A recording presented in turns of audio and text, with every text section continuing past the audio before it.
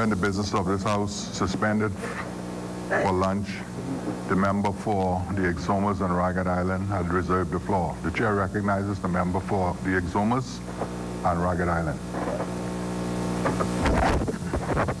Thank you very much, Mr. Speaker. I rise on behalf of the wonderful people of Exumas and Ragged Island who contribute to the Investment Funds Bill 2019. I don't intend to be very long today, Mr. Speaker, but it is my honor to speak in this House, and I would note that I am pleased today to see that we are debating sound legislation that will move the dial forward for the Bahamian financial services sector. The push to broaden the scope of investment funds in the Bahamas bodes well for the industry and opens up the market on an international level through a much-needed modernization to international best practice. I want to congratulate the Securities Commission of the Bahamas and the Executive Director, who I understand did a lot of heavy lifting on this piece of legislation for the past several months or years. It is the culmination of a lot of work by Bahamian professionals who know their industry. We understand that this bill has the complete support of the BFSB and the financial services industry generally. It represents what can be achieved when government listens, instead of seeking to dictate in an arrogant manner as we have become accustomed. As I understand it, the legislation seeks to modernize our investment fund product offering, readying us to compete more effectively with Cayman Islands, for example. The bill will allow compliance with EU requirements, thus giving the Bahamas the ability to qualify for an EU passport in this business, which would enable Bahamian investment funds to be offered to the EU member countries by EU investment fund managers, while also allowing EU or Bahamian investment fund managers to conduct fund management business in the EU and with EU-based funds. The legislation allows the ability to appoint international administrators without requiring that they be licensed in the Bahamas. It allows the introduction of licensing requirements for investment managers and regulatory oversight of custodians. It allows for the introduction of an alternative investment fund managers directive regime with a view to the Bahamas qualifying for this EU passport. It requires that the licensing of Bahamas-based funds under the new regime will be defined as those funds that carry on doing business from the Bahamas, incorporated, registered, or established in the Bahamas, have their governing laws in the Bahamas, or if they invite persons in the Bahamas that are not accredited investors to subscribe to the funds. Also under this legislation, a foreign fund to which a Bahamian accredited investor subscribes does not have to seek licensing or registration in the Bahamas. As I understand this bill, any regulatory risk arising from the sale of non-Bahamian-based funds to accredited investors in the Bahamas is the regulatory burden of the fund's home jurisdiction. Under the new investment fund bill, there will be no longer a requirement for Bahamas-based funds to use a local licensed fund administrator. This allows the jurisdiction to function on a more global landscape. This bill ensures compliance with the EU substance requirements, something that has caused us in this jurisdiction no small amount of problems as we scramble to meet the EU often onerous and shifting rules. Mr. Speaker, it appears that we are constantly swimming upstream. I'm advised that though this legislation positions us to be more competitive, our service providers in the international fund service will benefit in a premium way, as would lawyers, accountants, and directors, whether the actual administrators are in New York, Connecticut, or London, or elsewhere. The key to our survival in this space, though, will be building capacity, honing expertise, implementing common sense regulations and laws like this one.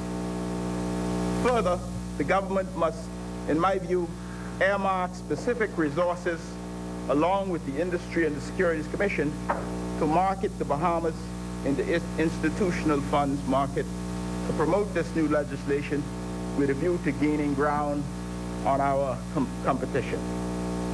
Passing legislation alone won't do it. We must invest in promotion.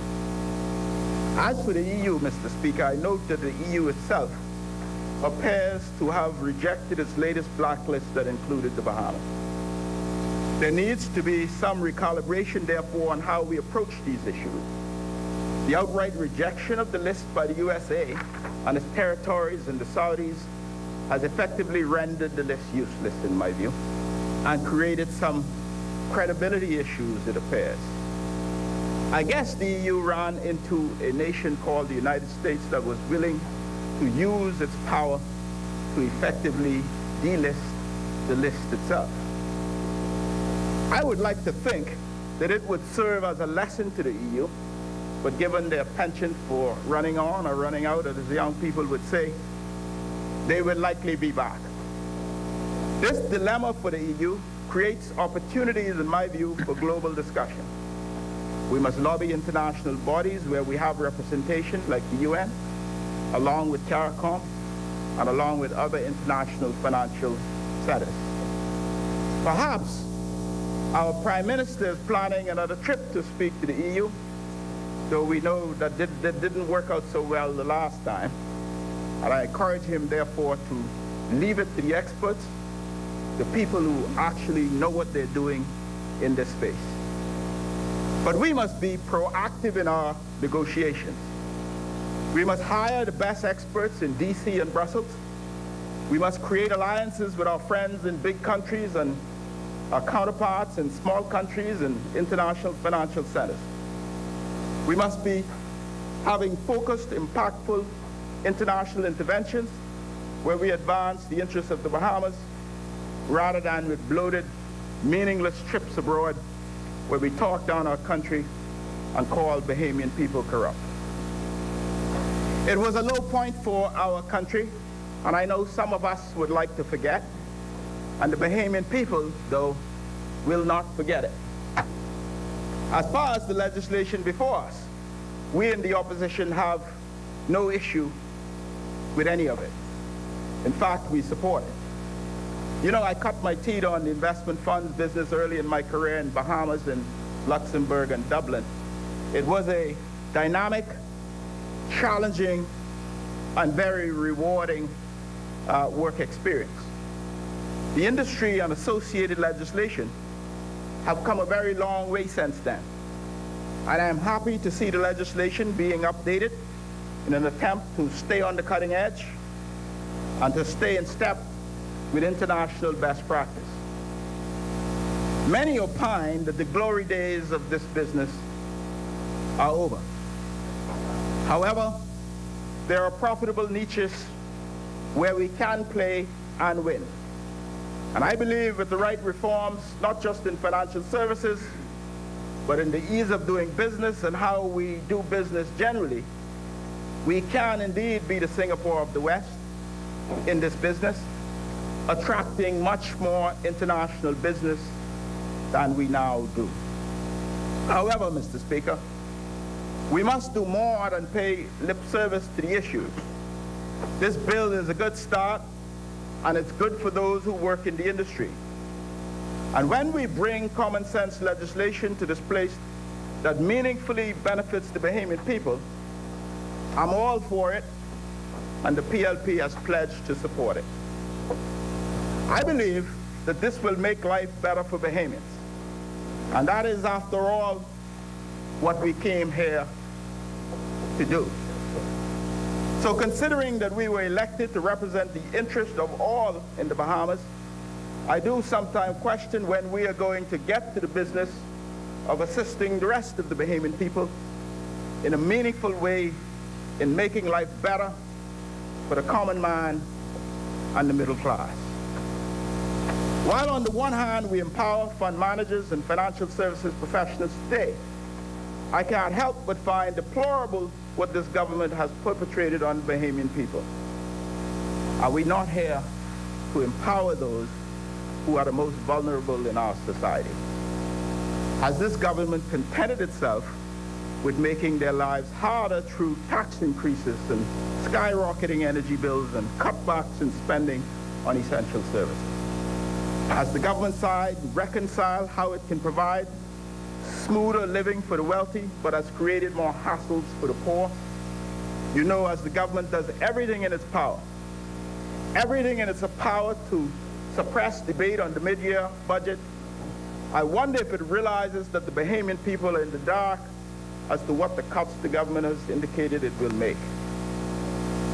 A bailout for Hutchinson, on the one hand by buying its dilapidated hotel, the impact of which we have heard nothing about in the mid-year budget communication. This government squeezes the poor and the middle class, on the other hand with increases in consumption taxes, but won't even have the courtesy to say which services their tax dollars pay for that will be cut, since they're having trouble squeezing quite what they thought Honourable Member. Out of the Bahamian people. Honourable Member for East Grand Bahama, are you on a point of order? Yes, Mr. Speaker. The Chair recognizes the Honourable Member for East Grand Bahama. Speaker, while I can deal with this at the end, and I probably will, the member cannot say that the Bahamian people have not been informed of how their tax money is being spent.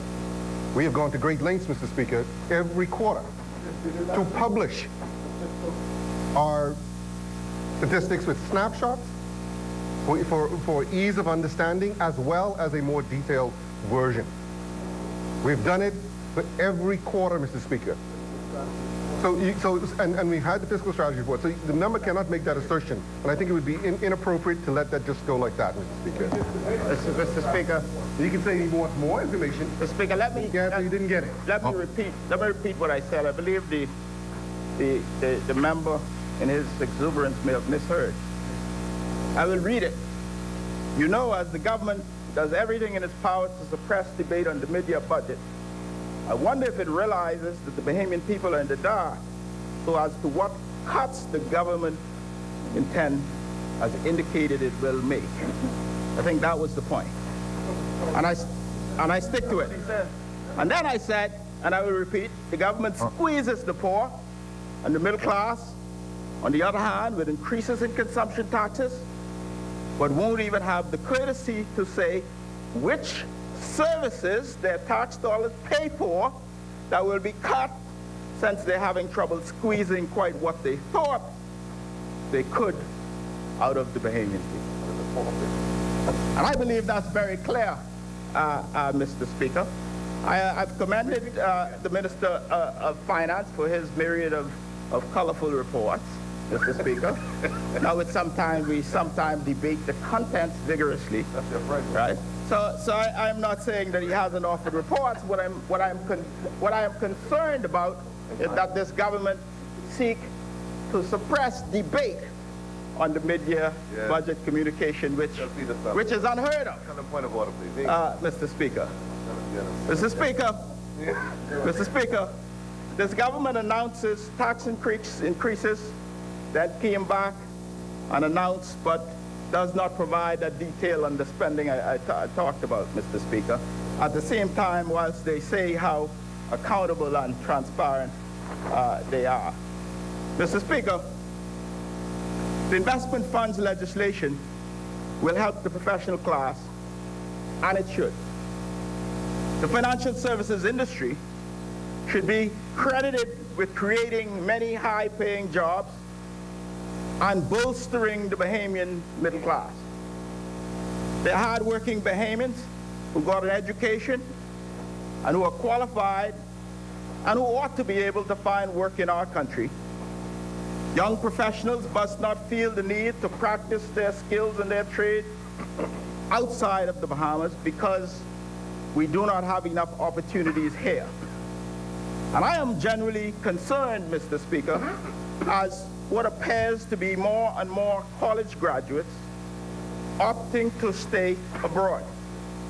We must stem the tide of brain drain of some of our best minds, and therefore we must continue to push to create more opportunities in financial services sector and elsewhere.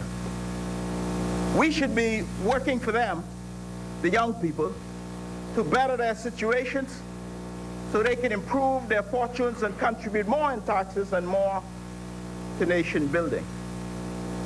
But the same focus to deal with financial services sector, which I share, should also be mirrored when we're talking about working families and those who are underprivileged and hovering just above or below the poverty line. Too many are left behind, Mr. Speaker, and too many others are being crushed by a government that seems to have little regard for their everyday lives and too much regard for pretty books with those who frankly do not live amongst us. I did say I wasn't going to be long, but I also said I will speak truth. Those who only see our pain as anecdotal, not as something tangible. We continue to struggle in our country to open bank accounts when you could often walk off the street as a stranger in Florida and open one in 15 minutes and walk away with a card and checks and the whole 9 yards. In the Bahamas? In Florida. But it's incredibly difficult right here in the Bahamas. We pay lip service to the basic problems. We have done not very much at all to deal with this, and we should bring meaningful legislative amendments to streamline the process. That is what we should do. We will ultimately see, in my view, a decline in domestic banking itself. Domestic banking itself will begin to lose their premier clients, I forecast, unless we reform some of the bureaucratic hurdles. Mr. Speaker, serious countries, serious governments focus on economic transformation and not just receiving high marks from international agencies. This government in particular has yet to articulate its strategy for rebuilding financial services industry. Smart countries invest in its industries, its technology, and its infrastructure. Not only focus how to cut it back and live without it, not when the benefits outweigh the drawbacks. Smart countries, sensible governments, pull back when they realize that their maddening tax increases are not working. Mr. Speaker, I trust that we will have more to say very soon on the mid-year budget communication, because I do have a lot more to say on the Bahamian people, to the Bahamian people. Are we seeking to save our young men and women with looks of no hopes on their faces sometimes as we see them on the street? Are we seeking to save them by creating more opportunities? Are we seeking to tackle youth unemployment by creating more opportunities in financial services and, in fact, other industries?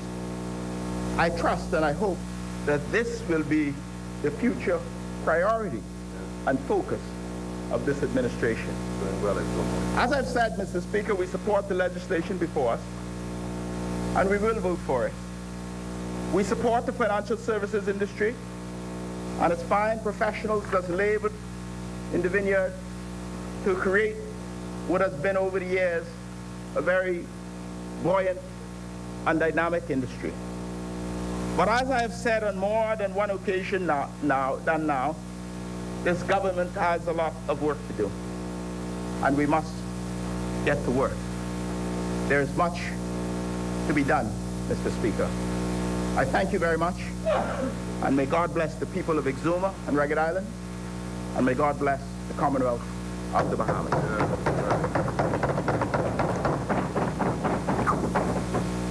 As many?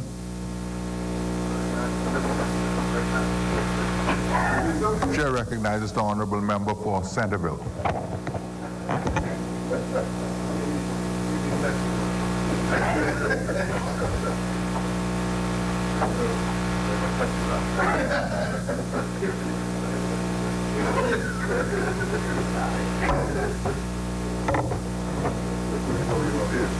Thank you very much, Mr. Speaker. I'm very happy to see that we have bipartisan appreciation for the investment funds bill as brought before the Parliament. Thank you for allowing me a few words and to participate in this debate on the investment funds bill 2019. You know, I am, in fact, Mr. Speaker, a backbencher. And I said to myself when I began that I will be the best backbencher I can be. Having said that, I hope that my presentation will enlighten many of us in the Bahamas with regards to what this bill means to Bahamians. Mr. Speaker, no doubt I would not be here without God and the wonderful people of Centerville, Farm Road, and Grantstown areas. Amen. I want to assure them, and I want to assure everyone here, and when I speak in this place, that I have not only them, but their children, and my children, and all the Bahamian children in mind. Today is the beginning of the 2019 Lenten season, Mr. Speaker, and anyone who knows me knows that I take that very seriously. It is a time of reflection, a time of prayer, a time of understanding, time of forgiveness, most importantly, Mr. Speaker, a time for sacrifice. Centerville have its Lenten signs up, and I encourage every Bahamian that drives through or around the community of Centerville to indulge for a minute, read our signs, and reflect. One of the new signs we got, Mr. Speaker, reads, and is one of my favorite, "For I know the plans I have for you, declared the Lord. Plans to prosper you and not harm you. Plans to give you hope and a future." Jeremiah 29:11. I believe that that scripture is so important today in our beautiful Bahama land. Mr. Speaker, last week I would have commended the member for St. Anne's for ensuring that Centerville would have received the guidelines for the Commercial Entities Substance Requirements Act of 2018. That act is said to have been based on global standards promulgated by the OECD and the EU. Centerville would like to go a little further and ask the member for St. Anne's to table those guidelines here in the House of Assembly.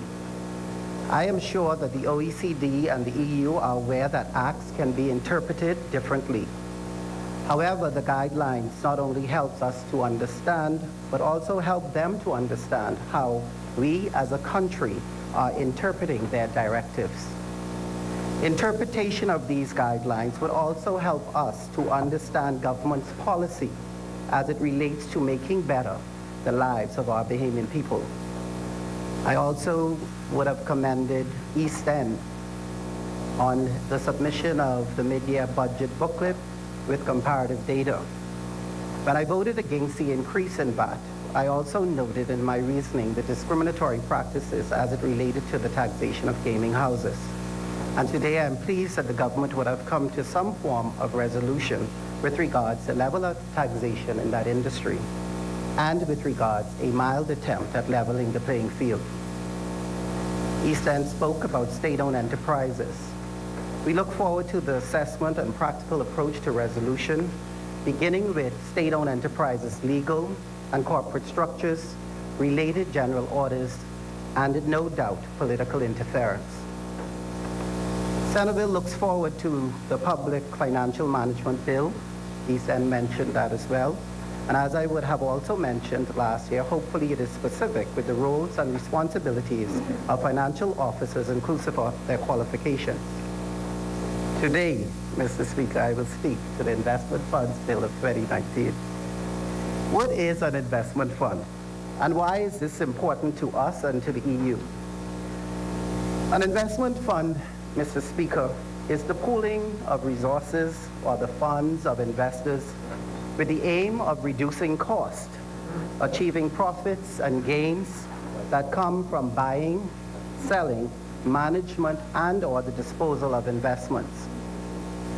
Some funds, Mr. Speaker, are open-ended funds and some are closed-ended funds. And that is a very important concept when analyzing Bahamian ownership. Some are plain, some are sophisticated and require additional expertise and management, such as with an alternative investment fund. Various parties can work for or with an investment fund. You can have a fund operators, fund promoters, fund administrators, custodians, investment managers, and investment advisors. These, Mr. Speaker, in our business, we refer to them as service providers. These can be individuals to some degree or companies engaged in the investing business. I brought those to the forefront, Mr. Speaker, because our financial services professional class is dwindling. Hence, brain drain and the erosion of a so-called middle class. I always felt that our politics, our Bahamian politics, was tough on the middle class, with no clear direction as to sustaining them, or no clear direction with regards to socio-economic implications of our laws and policies on the middle class. Our so-called middle class, or professional class, have little to no discretionary income. Mr. Speaker, even to participate in these investment fund opportunities, we are in fact living month to month, mortgaged out, and are unable to endure the high cost of a good education for our children, something we push and strive so hard for. You know, Mr. Speaker, we are a very proud people, and many may not want to say, so I will speak for us. Us, average, everyday professional people, who was taught to be honest, to work hard, and that we would be successful. Politicians, Mr. Speaker, love our pride. In that regard, they can hold us to a different standard than they hold themselves. We need to get rid of some of that pride, because we now recognize the change that has to be made and the need for social education and social enterprise. We have no additional funds, Mr. Speaker, for investing. Our backs, Mr. Speaker, are up against the proverbial wall of credit, as well as social and financial inequality. We cannot afford adequate health care, and the burden of our financial psychology is impacting now even our health. The health of a nation, Mr. Speaker, is supposed to be the wealth of our nation. And we thank God so much, for He has kept many of us healthy. The conversation on entrepreneurship and investments, the $5,000 to start a business grant is no doubt a start, but is, in my opinion, a startup to fail. It is like the bank saying my business plan. The plan clearly indicates I need $100,000 for the business, but they turn around and tell me they can only lend me $20,000. I will have no business very shortly, Mr. Speaker. And then we wonder why the failure rate of small businesses is so high. Well, if you lend me or grant me what I needed in the first place, where I'm able to cover my bills while I am developing my business, maybe we would be on to something. Earlier, I spoke about investment funds and various types of opportunities so that financial services providers and professionals are able to embrace entrepreneurship in financial services. I would recommend for us to give 20 to 30 financial services professionals $75,000 to $100,000 each, so that they may embrace the opportunities that can be brought about by this bill. We would have just passed the Dormant Account Act and was told of tens of millions of dollars in securities, which could be outsourced to small professional financial services businesses who will manage and trade on behalf of the Bahamas Government Investment Fund. That particular investment fund, dealing with the securities in the dormant account, can hire at least 12 to 20 financial services professionals.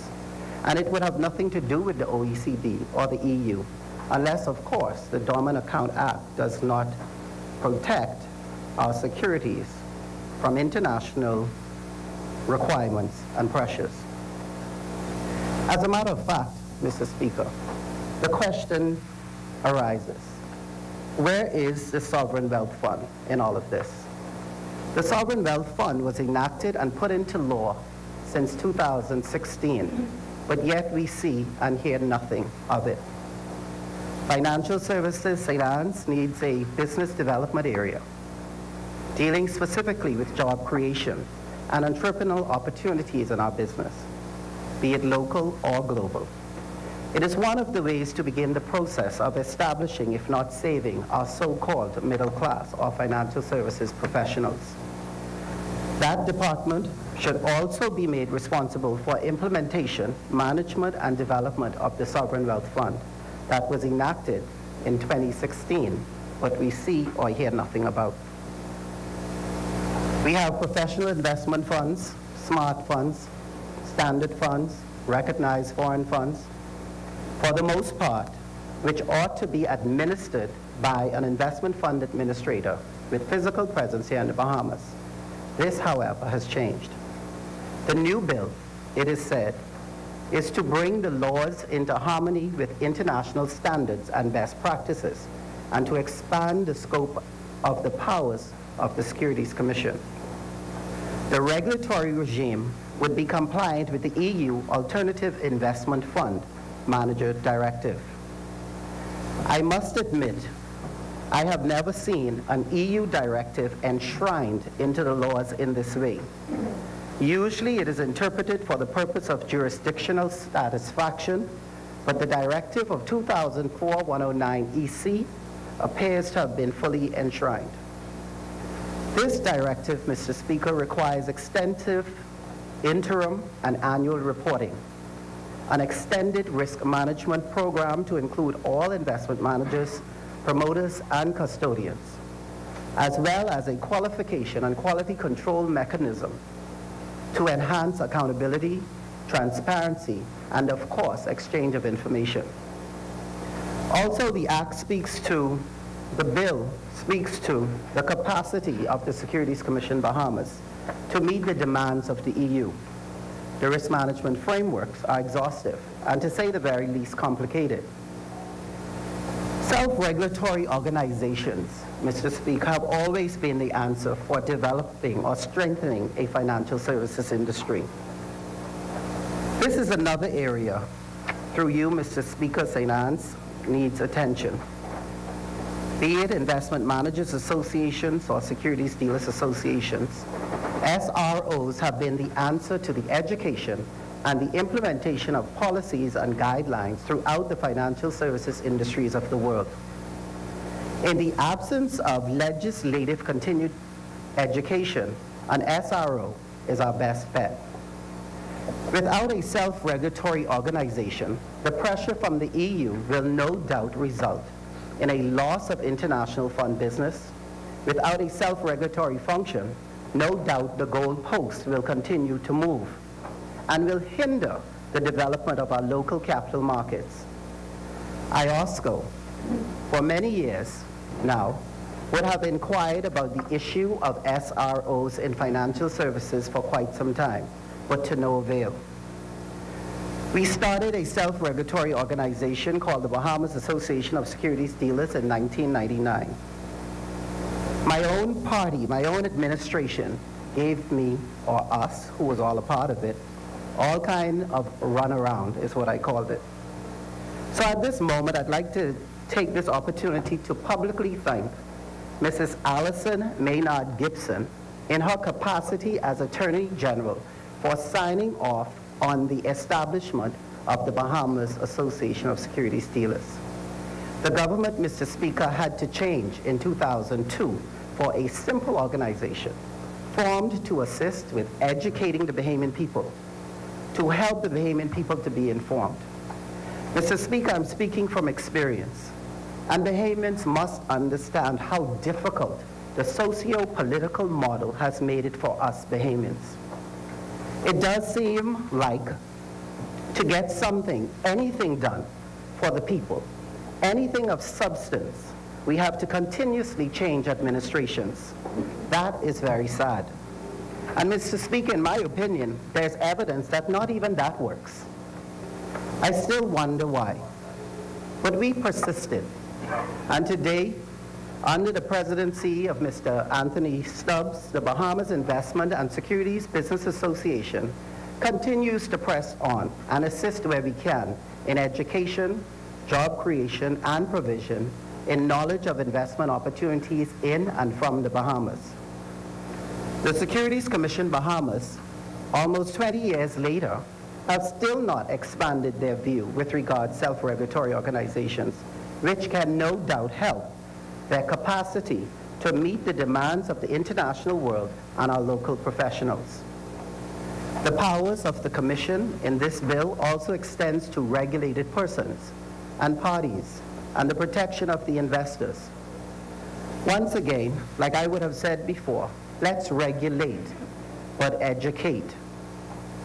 Let's regulate, Mr. Speaker, but create.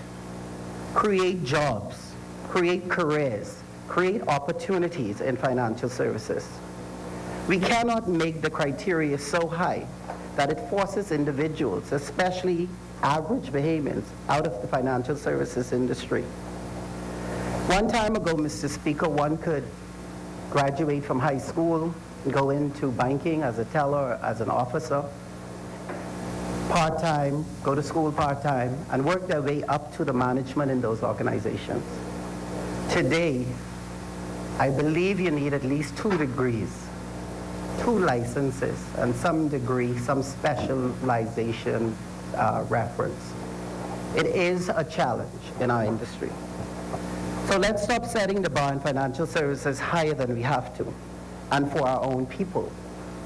Governments must find a way to ensure that some level of protectionism and sovereign policy is in place to sustain our nation.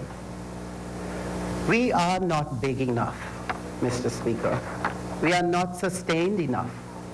We are not protective of each other enough to break our walls down too quickly. The bill also speaks to our reputation as a country. Our reputation in financial services precedes us. The world views Bahamians, believe it or not, and I mean the Bahamian professionals, as honest, as respectful, as reliable, and trustworthy, and that we are. However, the model does not allow us to own our industry, and that has to change. Centerville acknowledges and will pay very close attention to the landfill deal. Centerville is happy to know that Waste Resources Development Group is a Bahamian consortium. We hope it remains as Bahamian as it can be. This apparently is one of the public-private partnerships the government is promoting. Most importantly for me is the model that will be used to raise the funds for this endeavor. Mr. Speaker, I would like to see the model tabled. Not only the business model, but the investment model. The investment model, Mr. Speaker, is the key to ensure that Bahamians are in fact the owners in any public-private partnership, and they are in fact the beneficiaries of such an arrangement. The investment model, Mr. Speaker, will show ownership by the Bahamian people, and the business model should show the benefits to the Bahamian people. This brings me to Global Ports Holding and the port development. We were told from press releases that GPH would own 49% and the Bahamas Investment Fund would own 51%. Once again, Mr. Speaker, Centerville will be very attentive. I am mentioning this during this debate because it is said that a Bahamas Investment Fund will be created to represent the Bahamian ownership in the port. I would like to see the Bahamas Investment Fund model or the investment model of the Bahamas Investment Fund, along with its corporate governance structure and business model, tabled in the House of Assembly. Once again, the investment model should show ownership by the Bahamian people, and the business model should show the benefits to the Bahamian people. It is important for both investment programs and models that we are able to quantify and value concessions. Once again, where is the Sovereign Wealth Fund in all of this? An act of law passed in 2016, yet we see or hear nothing of it. I hope these models include building some new schools in the Centerville constituency. Our children deserve better. Many investment fund structures, Bahamians, can make you believe you have ownership when in fact you don't. Ownership is more than putting a couple of dollars into a fund. It's about the power to speak and to sit at the table. You see, Bahamians, if you are not on or at the table, you are just on the menu. I don't know about you, Bahamians, but I am tired of just being on the menu and not at the table. In summary, Mr. Speaker, the bill allows for the appointment of international fund administrators without being licensed in the Bahamas. Fund managers, however, must now be licensed using a risk-based approach.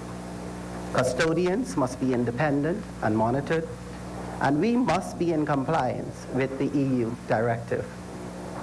And finally, Mr. Speaker, and members of this honorable House, I cannot stress enough that we owe it to the Bahamian people to read, to learn more, to read between the lines, to ensure the ultimate benefit of our decisions are to the Bahamian people. And in the best interest of our children. Yes, Mr. Speaker, in the best interest of our children. Your children, my children, and to some of you in here, your grandchildren, but in the best interest of all Bahamians. Mr. Speaker, however, I look forward to the regulations, the accompanying policies and guidelines to ensure the correct interpretation and effectiveness of this bill. And may God continue to bless us all. Thank you. Thank you, Honourable Member. As many, the Chair recognizes the Honourable Member for Mangrove Key. As many, the Chair recognizes the Honourable Member for East Grand Bahama. Thank you, Mr. Speaker. Mr. Speaker, I rise for the wrap-up to thank all members for their contributions. As I indicated this morning, this is a very technical bill, and it does address a relatively small slice of the financial services sector, and thus I'm not surprised that there isn't much more contribution to this particular debate. I do want to thank the members for their discipline in respect to addressing the particular issue that is before us, because it is an important issue, critical to the industry, as well as to the strengthening of our financial services sector. Mr. Speaker, I just want to make a couple of points. And one is in respect to the opposition's call with respect to holding the line on the deficit and the debt, and at the same time spend more money. And Mr. Speaker, in my words, it's kind of schizophrenic, because there's no way that you can hold the line if you're not disciplined about your expenditure. If you don't exercise restraint, that you don't spend with keeping your priorities in mind.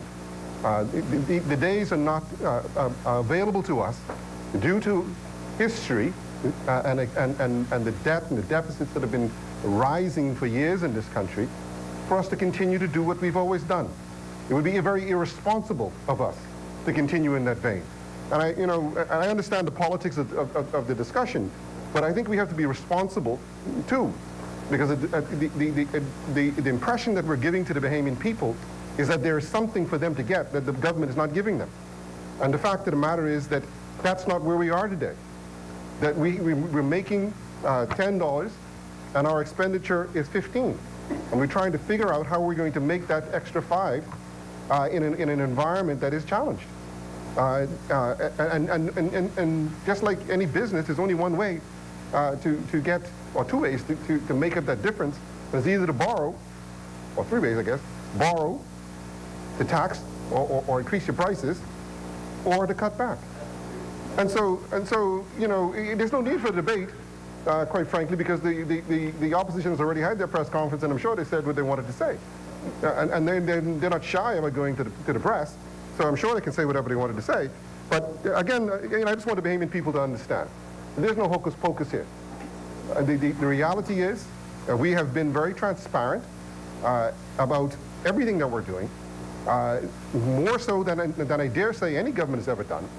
And we are committed, and we have been committed, to presenting that in both print, electronic form, and it's there for posterity. Anybody can go to it, poke holes in it, question it, do whatever they want to do. So I just want to make that point, Mr. Speaker, because again, you know, when we talk about increasing the cost on the average Bahamian family, it was that side that introduced the VAT at 7.5%, with no exemptions for anybody, including the poor. This side increased it 4% in order to make up for the overspending and to try to address this perennial problem that we have. And we made sure that we protected those who were most vulnerable. So there's no comparison when you start to make that argument. And I think that is very important for the average Bahamian to understand. That side, as much as they talk about VAT, which they think is sexy, but the fact of the matter is 7.5% increase overnight on the cost of living for the average Bahamian, with nothing to show for it. Absolutely nothing to show for it. Chair recognizes the honourable member for Cat Island, Rumpke, and San Salvador. Unlike their 4% increase, there was no overnight increase of 7.5%. It was after at least 2 years of consultation with stakeholders, of which many on that side were party to those conversations and contribution. When they increased that 7.5% by 60%, they had no consultation. No consultation. Yeah, that sounds better. Mr. Speaker, I invite you to have him withdraw the words overnight. The 7.5% did not come overnight. It was the increase that came overnight. Mr. Speaker, you know, I'm sure the member would like to couch it in the words that he would like to couch it in. But what I know is, on January 1, 2015, I think it was, yes, overnight, you went from 0 VAT to 7.5% VAT. I don't care how much consultation you did before. And you didn't have that before. And you didn't have it before. All right? And the fact of the matter is, the 7.5% was applied mercilessly to all Bahamians. To all Bahamians. Poor, Honourable rich, member, remember middle Cat class, Island? everybody. On a point of order? State the point. It was not a merciless program introduction, Mr. Speaker. Right? The member should go on to say, right, to cushion the effect, customs duty was decreased across the board, right, by some 20% average to offset the 7.5% on the consumptive duty. You can look, that's the first point, right? The second point is that we increased our budget in the social services to ensure that the least amongst us will not be so adversely affected. That's what we did. We just did not increase, or we just did not overnight impose 7.5%.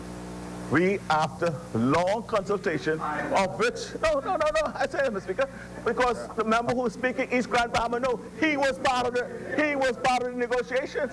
He agreed with the 7.5% with us, right? That's what we did, right, Mr. Speaker? And we did likewise, unlike what they did, we reduced customs duty by over 20%, average across the board on all items. Thank you, Honourable Member. Mr. Speaker, again, you can try to dress this up however you want to dress it up. The reality is, exactly, if it walks like a duck and quacks like a duck, it's a duck. Or in this case, if the VAT wasn't on December 31st, and on January 1, it was 7.5% without any exemptions, it is overnight. So, Mr. Speaker, sorry, Mr. Speaker, the other parts of the argument that have been made are really kind of self-defeating, because the fact of the matter is, with the 4% increase that the present government put forth, and it put the justification very clearly out there, and we're living up to what we said we were going to do. That is what is most important. We didn't impose 7.5% and then go and do something else. We took the money and we are paying down our debts as we said we would, and we're meeting our commitments. So, Mr. Speaker, I'll leave that there. The last thing I just wanted to touch on, Mr. Speaker, just in respect to opportunities for young Bahamians, I think the Prime Minister has said here before, and we've reiterated, that we do have programs for young Bahamians, including scholarship provisions, as well as guarantees for top students from UB to be employed with the government. We have a $25 million commitment for young entrepreneurs. Mr. Speaker, we're not just talking this, and this isn't some rhetoric for us. We are, in fact, doing it, and we're putting our money behind it, or I should say the Bahamian people's money behind it. So that's not rhetoric. That is, in fact, happening. Mr. Speaker, the last thing I just wanted to touch on was with respect to the dormant account. Again, I want to be very clear about that. The government has given a very clear indication of what the dormant account money will be used for. We are not wavering from that. It is to be put aside for climate change events. And it is a very important risk mitigation tool for us, because we know we live in a vulnerable location subject to hurricanes and other natural disasters. And we know from recent experience what being unprepared costs the Bahamas, not only in terms of real dollars, but also in terms of economic output or loss thereof. And so we are trying to develop, not the Sovereign Wealth Fund per se, but we are trying to develop a fund, climate change fund, that eventually, hopefully, we will be able to build to a level where it'll become self-sustaining, such that in the event we do have any major natural disasters as we've had in the past, that we're able to draw off of that fund to assist Bahamians and to do the kinds of things that we need to do in order to respond in a timely way. Absolutely, always. So the fund, the question was asked from the seat. The fund will be separated. We are going to separate that into a climate change fund. So that money will be fully accounted for so that we all know and everybody knows what's there. Again, the whole idea is to be very transparent about it. It's nothing there to hide. But we want to build it to a point where it becomes self-sustaining. And again, hopefully God will bless us again and smile on us. We will not have any major storms this year. And we are able to continue to build on what we've started. Thank you, Honourable Member. The Chair recognizes the Honourable Member for Centerville. Thank you. Mr. Speaker, just for clarification, I just want, through you, if the member, what I referred to in my presentation was not the cash from the dormant accounts, but there were quite a number of substantial investments and securities that would also meet that criteria. And I was referring to those being managed by local Bahamian financial services professionals, not so much the cash. So I was referencing the securities and the investments that would have been part of that. Chair recognizes the honourable member for East Grand Bahama. I thank the member for Centerville for his clarification. But just to say that I do not believe that it is the government's intention to maintain any securities, because again, that is a professional service. It's not something that we are minded to get involved in. And so I think you will find that the government will liquidate those as quickly as we can. Because again, it's not in our interest. And the risk that comes with that kind of investment, I don't think we would want to keep unless we do have a professional management firm. So again, Mr. Speaker, with those couple of comments, I do commend the members, the bill to the members for passage, and thank them for their contributions. Thank you. Thank you, honourable member. Honourable members, it has been moved and seconded that the following bill be read for a second time and committed. A bill for an act to update the law relating to regulation of investment funds business, to bring the law into harmony with international standards and best practices, to expand the scope of the powers of the Securities Commission of the Bahamas in relation to regulated persons and parties related to investment funds, to protect investors, the public, and the reputation of the Bahamas, to repeal and replace the Investment Fund Act, Chapter 369A, and for connected matters. As many as are in favor will remain seated.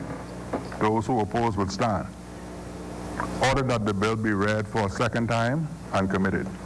A bill for an act to update the law relating to regulation of investment fund business, to bring the law into harmony with international standards and best practices, to expand the scope of the powers of the Securities Commission of the Bahamas in relation to regulated persons and parties related to investment funds, to protect investors, the public, and the reputation of the Bahamas, to repeal and replace the Investment Fund Act, Chapter 369A, and for connected matters.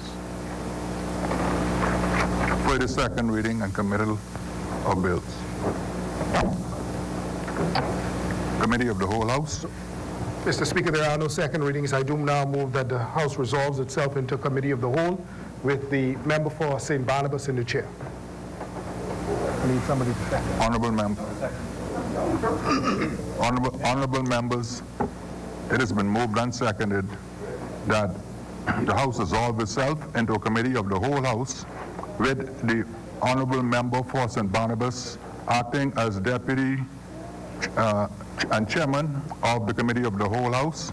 As many as are in favour will remain seated. Those who oppose will stand. The House will now dissolve itself into a Committee of the whole House with the Honourable member for St. Barnabas acting as the Chair of the Committee of the whole House in the chair.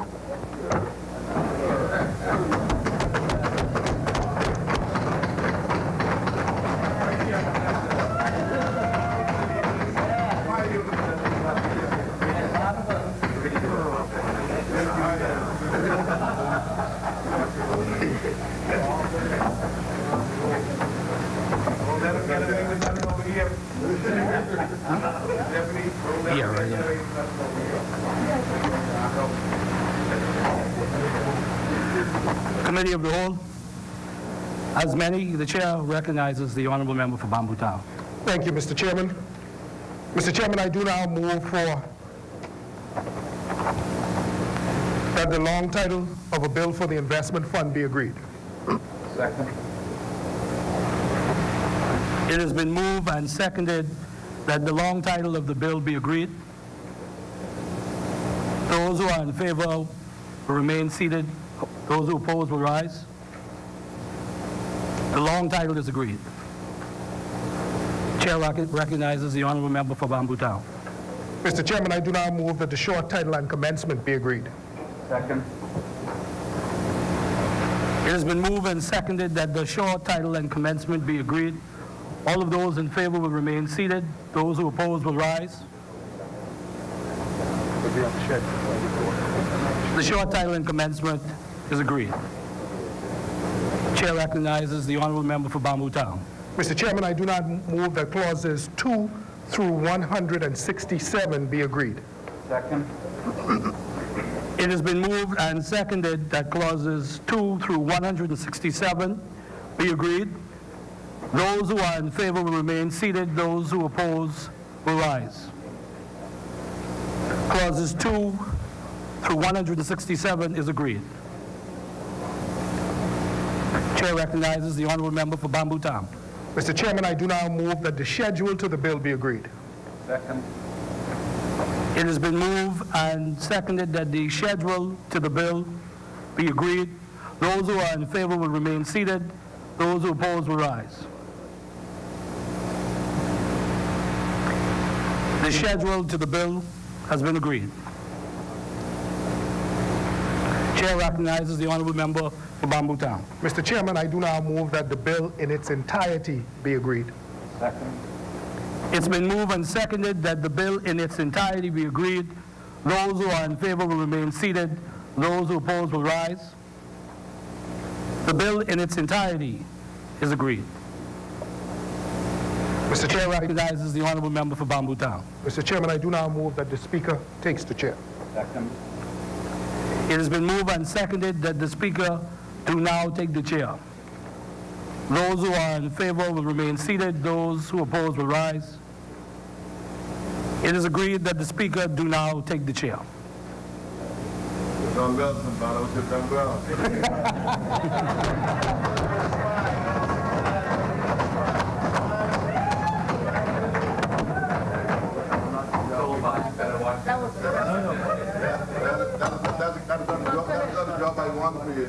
Mr. Speaker, I beg leave to report that the Committee of the Whole has gone through the bill in its entirety, having made no amendments thereto.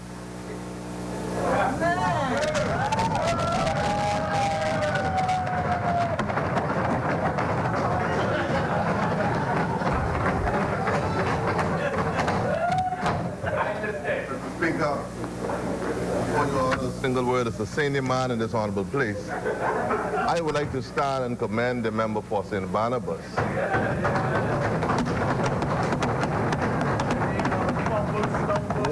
One who I see much potential in is one who we have a level of spirit of collegiality and one we go way back because of his father and familial ties. And I'm very proud of him because I see much potential in him. So when I would have done at least another term at the age of 60 and ready to retire, I would want to look back in South Angeles as a fish on the rock and catch a little shad to young men like him. So once again, I salute you, sir, and continue to do well. Thank you, honorable member.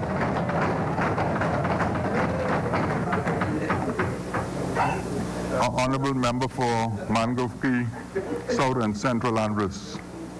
You've just confirmed that you are a friend of the chair. You were permitted to usurp the authority of the chair without any opposition. Honorable members, it has been reported by the honorable member for St. Barnabas and the chairman of the Committee of the Whole House, the whole House, having gone through the bill and made no amendments thereto. Third reading and passing of bills.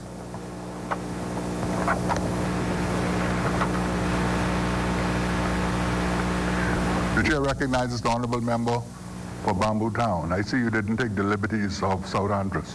No. So you know we got that kind of spirit, those of us from South Andres. But Mr. Speaker, I do move for third reading and passing for a bill for an act to update the law relating to the regulation of investment funds business, to bring the law into harmony with the international standards and best practices, to expand the scope of the powers of the Securities Commission of the Bahamas in relation to the regulated persons and parties related to the investment funds, to protect investors, the public, and the reputation of the Bahamas, to repeal and replace the Investment Funds Act, Chapter 369A, and for connected matters thereto. Second. Honorable members, it has been moved and seconded that the following bill be read a third time and passed. A bill for an act to update the law relating to regulation of investment funds business, to bring the law into harmony with international standards and best practices, to expand the scope of the powers of the Securities Commission of the Bahamas in relation to regulated persons and parties related to investment funds, to protect investors, the public, and the reputation of the Bahamas, to repeal and replace the Investment Fund Act, Chapter 369A, and for connected matters. Ordered, as many as are in favor will remain seated. Those who oppose will stand. Ordered that the bill be read a third time and passed. A bill for an act to update the law relating to the regulation of investment funds business to bring the law into harmony with international standards and best practices, to expand the scope of the powers of the Securities Commission of the Bahamas in relation to regulated persons and parties related to investment funds, to protect investors, the public, and the reputation of the Bahamas, to repeal and replace the Investment Funds Act, Chapter 369A, and for connected purposes.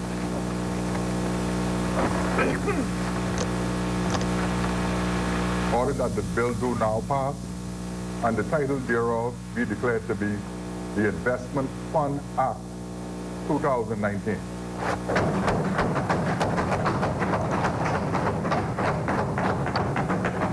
For the third reading and passing of bills. Mr. Speaker, there are no further third readings. Consideration of Senate amendments, resolutions,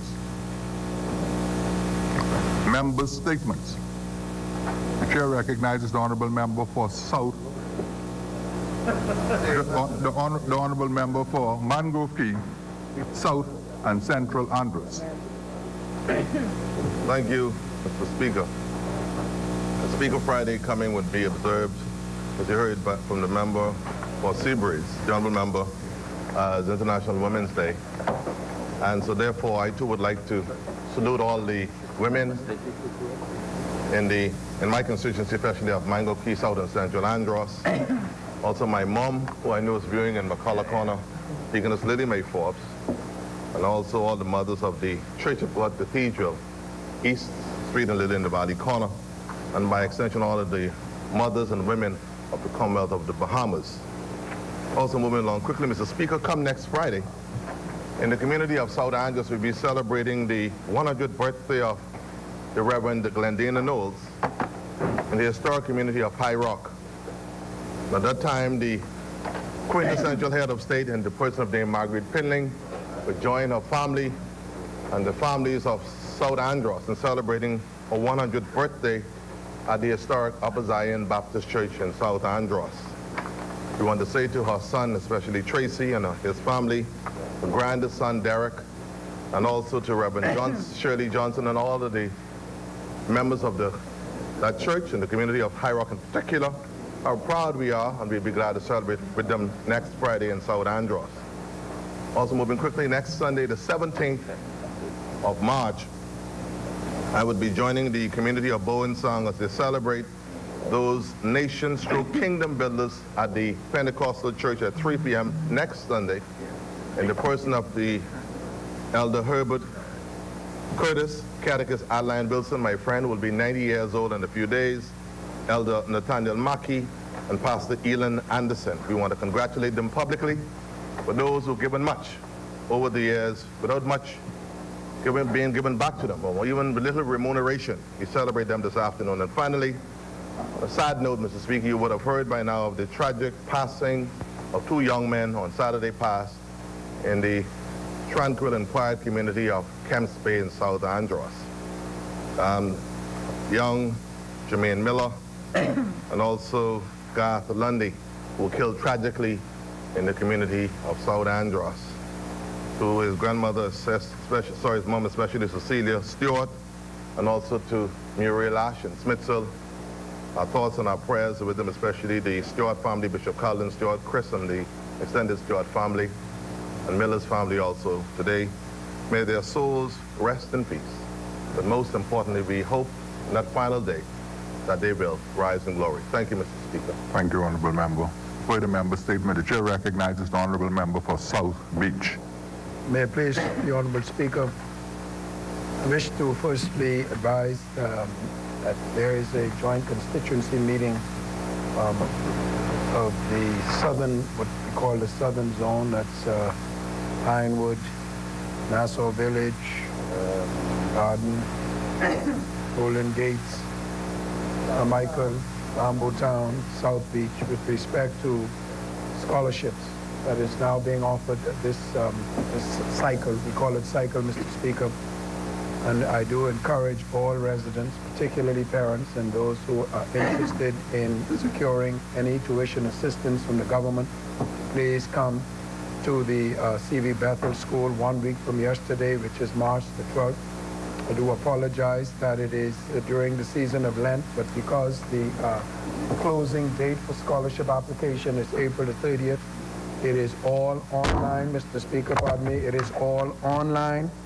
I do wish that parents and the students please come out to this informational session, which will explain the application process and the commitment obligations that students must undertake if they are successful in gaining approval for a tuition assistance. There are various forms of tuition assistance.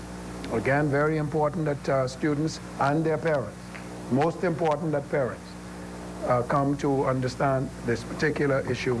That's this coming Tuesday, the 12th of March at C.V. Bethel, 7 o'clock in the evening.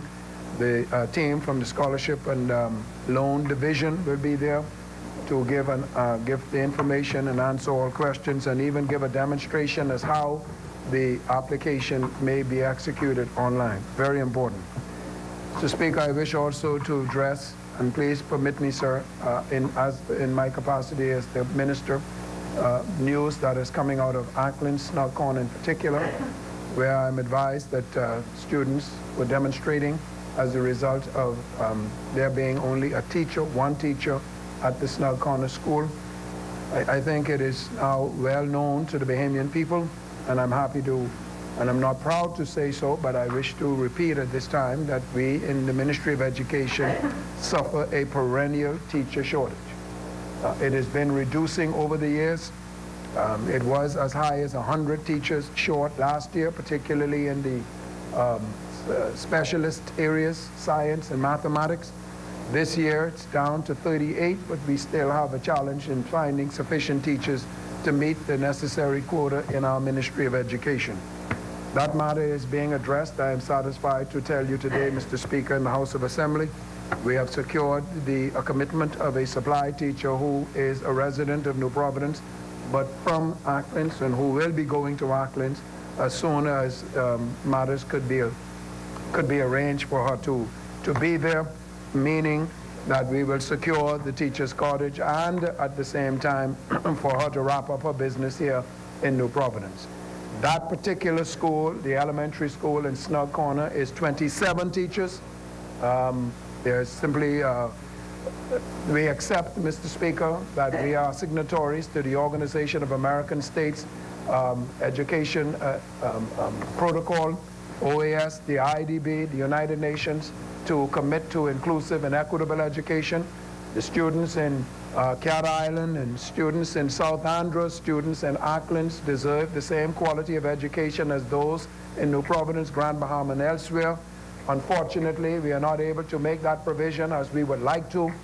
Despite our very best efforts, we are securing a remedy to that particular Ackland school as we speak, and next week we hope that that will be resolved. I wish also to advise, sir, that we have had some kind of abnormality, and I suppose that the minister will speak to this in help. We have had any number of situations of some form of disease outbreaks in the various school campuses. In Inagua, just approximately a week ago, there was a scabies outbreak. School had to be closed and sanitized, and the matter is being addressed there. We also understand that there is some situation in Harbor Island, Mr. Speaker, of a hand, foot, and mouth disease. I sought the assistance of the Minister of Health. Is there one word for hand, mouth, and foot disease? No, but that's what it is. The Harbor Island all-age school, and as a result, that school had to be closed so that those matters could be addressed. and they are now being addressed, Mr. Speaker. The scabies outbreak, sir, seems to be something that is emerging, that is quite unusual. This is the third school that has come down with a scabies outbreak, so we're on top of it. The public health officials are advising parents and the community of preventative measures in this regard. I am advised as minister that the sanitizing of a particular school environment is not necessarily an inoculation against these circumstances, because generally they originate in the personal circumstance of an individual. So I just wanted to bring the public to and the House of Assembly up to date on those matters. I'm obliged, sir. Thank you, Honourable Member. Chair recognizes the Honourable Member for Mount Moriah. Thank you. Thank you, Mr. Speaker. Mr. Speaker, as I stand on my feet, I would like to take this opportunity to join with my colleagues in recognizing all of the women in the Commonwealth of the Bahamas, especially those who reside within the great constituency of Mount Moriah, as we celebrate International Women's Week. Where would we be without our women? Additionally, Mr. Speaker, I would also like to take the opportunity, and this has become a custom for me, in recognizing my aunt, who is a constituent of Mount Moriah, who is celebrating her 78th birthday. And to you, Aunt Cess, I love you. I wish you the very best. Cess Francis. And she is known by most of you in this honorable place. And so we wish you the very best and great health in the years to come. Mr. Speaker, this announcement is a very sad one for me, because it's something that is very near and dear to me. Just a few days ago, I lost one of my aides, Police Constable 3742 George Monker. He suffered a stroke almost 2 weeks ago and spent some time here in Nassau at the doctor's hospital, was eventually airlifted, and about 2 days ago, I got a call from family members telling me that he had passed. Yesterday, I had the opportunity to travel to South Florida and spend time with Reserve Assistant Superintendent of Police Monker, who is his mom. And it was a sad occasion for all assembled. And so I say to the Monker family, who have given their life to service and the service of this country, because the mother is a Reserve ASP, and she has a son who is an inspector who serves on the island of Grand Bahama. And so our prayers and thoughts are with the family as we speak. Just last week, it was mentioned in this house the passing of Amos Roll, former commander of the Royal Bahamas Defense Force, who would have served the Commonwealth of the Bahamas with distinction.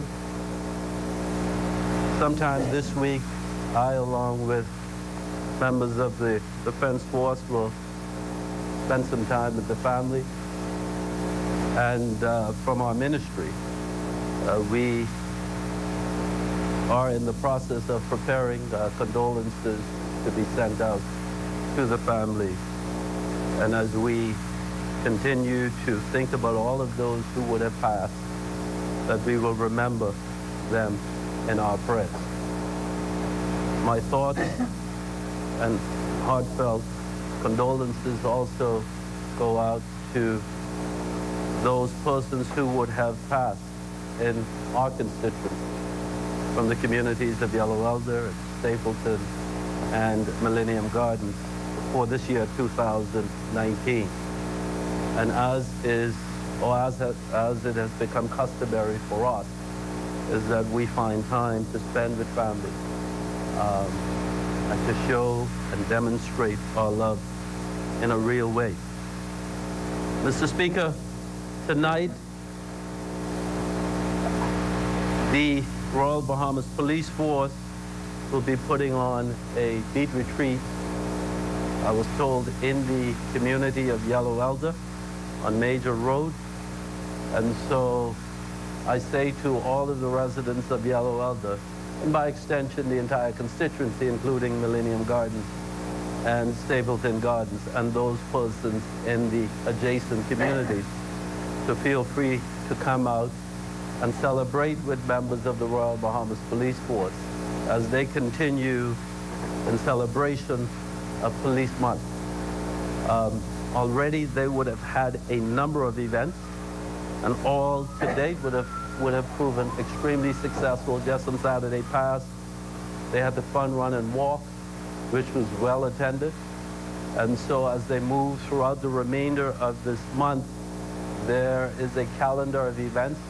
And so for those of you who would like to show your support to this great agency, please feel free to join in as time permits. Thank you, Mr. Speaker. Thank you, Honourable Member. The Chair recognizes the Honourable Member for Angliston. Thank you, Speaker. Mr. Speaker, before I begin, I think there are 5 women in this Parliament, and I know at least 2 on this row would wish to speak to the issue of International Women's Day, and I'm not sure about Bimini, West Grand Bahama and Bimini, but as there are only 5 of us and time is running, I would respectfully ask the chair to proportionately, no, not discrimination, proportionately allow for, on this particular day, Mr. Speaker. Speaker, I rise to acknowledge and recognize International Women's Day. And for me, it reminds me of the struggle of women and old structures and the patriarchy that women have experienced over the generations, such that some categories of women couldn't hold land, we couldn't vote, education was not encouraged, and much has happened since then, and women have progressed tremendously over the generations. But we still see patriarchy subsisting in many, many institutions and in many subsets and circumstances. We may even argue in this Parliament, we see only 5 members, as I've indicated, and we see it in political parties. And so I want to highlight that, so that while we champion the progress made by women over the years, those women who demanded the right to vote in the suffragette movement and all the other advances women have made, I want to use this opportunity to remind us that we have a very long way to go. While we celebrate, and we do, and we appreciate those names, we heard some from the member from Seabreeze, and there are many others in many other areas of life. And while we celebrate, we want to remember that women are disproportionately represented in the unemployment ranks. We want to remember that single mothers continue to struggle, particularly with some instances, the fathers of children assisting in the maintenance of those children. We have to remember that there continues to be wage disparity, and women, with women earning less in many circumstances. We have to remember that women continue to be primarily the subject of gender-based violence, including rape. We have to remember that there's the intangible, the cultural bias and the negative stereotypes, which we see all the time and which women have to resist and reject. And we also must be reminded that we have unequal rights in our Constitution to this moment. And the time must come when Bahamian women should be able to pass citizenship to a child that comes from her womb. And as a father, because it's, we know that's her child. But under our current law, if a child is born outside of the jurisdiction and she's married to a non-Bahamian, that child takes the nationality of the father, the non-Bahamian father. And we would like to see a constitutional provision, which was so controversial in the last referendum exercise, where it is unconstitutional to discriminate against someone based on their sex, like women. It will be unconstitutional, not just wrong and not so nice, unconstitutional. So we'd like to see that. And I want to also recommend, Mr. Speaker, that We have to celebrate the resilience, the courage, the innovation, the significant contribution women have made to human development. And in doing so, I want to urge that we begin to write the stories of women who've contributed. Because one of the things Dr. Gail Sanders noted, particularly in the political struggle, that the story and the involvement of women is very rarely written about. It's the silent factor. And so we'd like to see a purposeful effort to record the contributions of women. And so, Mr. Speaker, while we celebrate today, we do not and cannot overlook the huge gaps that continue to be faced by women and the necessity to agitate for more for women in this country. But I end by saying we celebrate those great women who gave much and sacrificed much and who were so courageous in the face of great adversity and resistance and constraints and oppression, and who were able to allow for us in this Parliament to stand, the women in this Parliament and those who came before us and those who have yet to come, to allow us to be able to be in here and be a voice for a whole nation of people.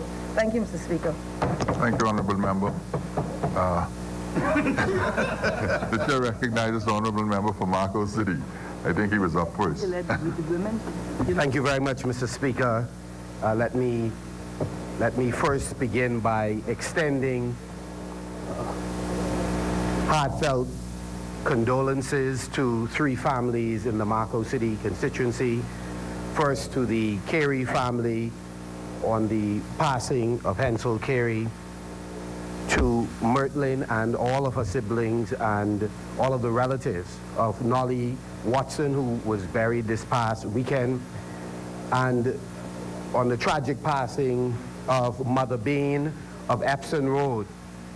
And to say to the families that you are in our prayers and in our thoughts, and I would have an opportunity over the course of the next few days to see each of you and extend in person my condolences. Mr. Speaker, I'd also like to say to the residents of Marco City, I will be, as always, in office this Thursday, and you are welcome to come by on Thursday. And to also say to the residents of Mayfield Park that we are much closer to commencing work on the construction of the park in Mayfield Park, and we are now at present sorting out the property issues that will, we believe, be resolved hopefully during the course of the next month and a half, not more than 2 months.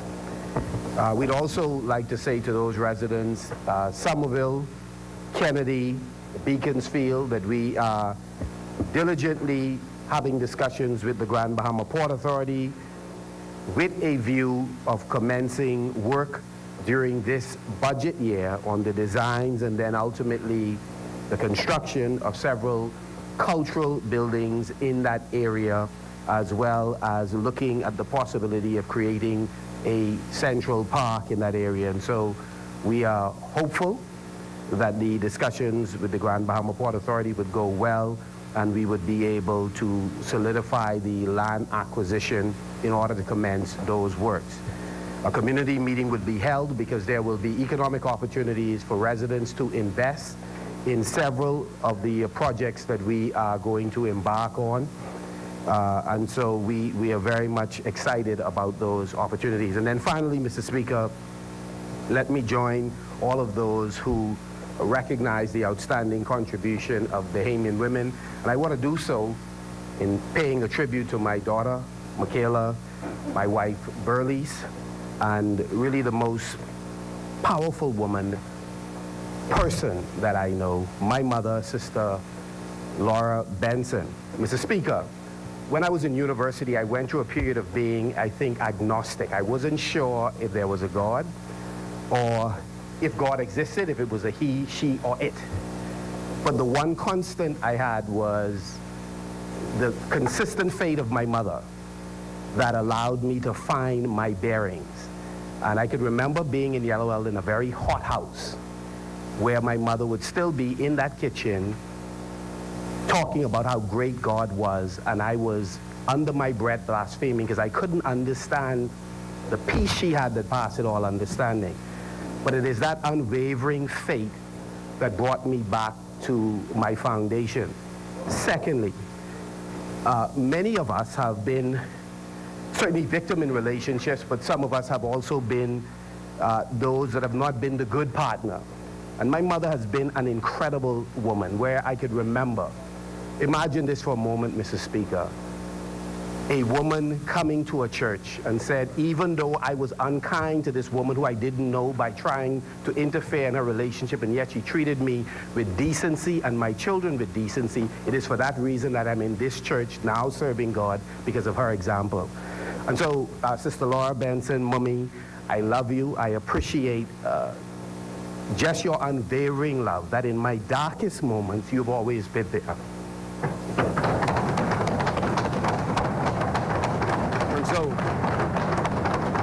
And let me say more broadly, there is a fairly controversial figure, so I will use the quote rather than the name, who makes the point that women have gone to the doors of death to come back to bring life. And so I want to say to all of the women in the Bahamas and those that have made the Bahamas home that we love you and appreciate you, and daily we will work to ensure, as was pointed out many times in this place, that the inequities that exist in legislation, the biases that we know and don't consciously realize in policy, or programs that don't exist that can further empower you, thereby empowering our country. Today I rededicate myself to working towards those ideals. Thank you, Mr. Speaker. The chair recognizes the honourable member for Elizabeth. Thank you, Mr. Speaker. I'll be brief. Mr. Speaker, I wish to echo the sentiments presented, and I wear this purple ribbon with pride. Mr. Speaker, last week I sought to stand during this time because it is clear to me that there are people who form the wind beneath my wings. I am privileged to serve the people of Elizabeth, but cannot do so without some incredible people. And in particular, my chairperson, Ms. Pamela Hart, and the entire executive of my constituency association. We have two particular signature programs that I am incredibly proud of. We started with almost 67 children, preparing them for BGCSE and BJC exams. That program has been going on for more than 7 months, and some of those kids have sat exams, and we expect good things from them. But, Mr. Speaker, on Friday past, my executive would have started an initiative to serve the hungry people in the constituency, and we would have served more than 150 meals on Friday gone. I switch now to respond to the Honorable Minister of Education's concern. And yes, there are challenges throughout the Commonwealth of the Bahamas, but as a Ministry of Health, we prefer to keep the public informed. So yes, there are concerns about hand, foot, and mouth disease, which is a benign viral syndrome similar to the cold in Spanish Wells. I don't want anybody to be frightened. It's going to pass. It may look bad. It is uncomfortable, but it is not deadly. It's not harmful.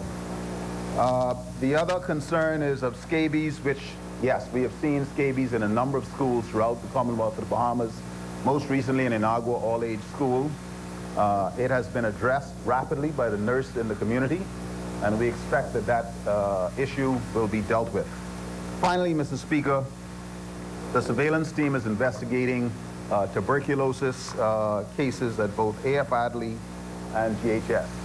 And again, the Bahamas enjoys a standing as one of the low TB countries in the world.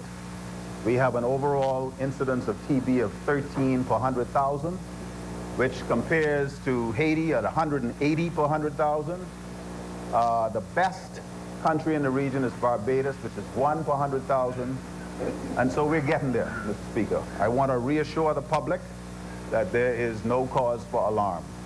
Thank you very much, Mr. Speaker. Thank you, Honourable Member. The Chair recognizes the Honourable Member for North Eleuthera. Mr. Speaker, it is indeed a privilege to stand in this House once again and speak on behalf of the people of North Eleuthera. We were indeed privileged to have Her Excellency Dame Marguerite Pinlan, who may still be in our district as I speak. We were privileged to have her to attend a gathering of all of the schools on the mainland and for her to share some of our wisdom and our experience with those persons. She was also later went on to Harbor Island yesterday evening, where she met with some of the senior citizens and the council and other community leaders, and did the same there.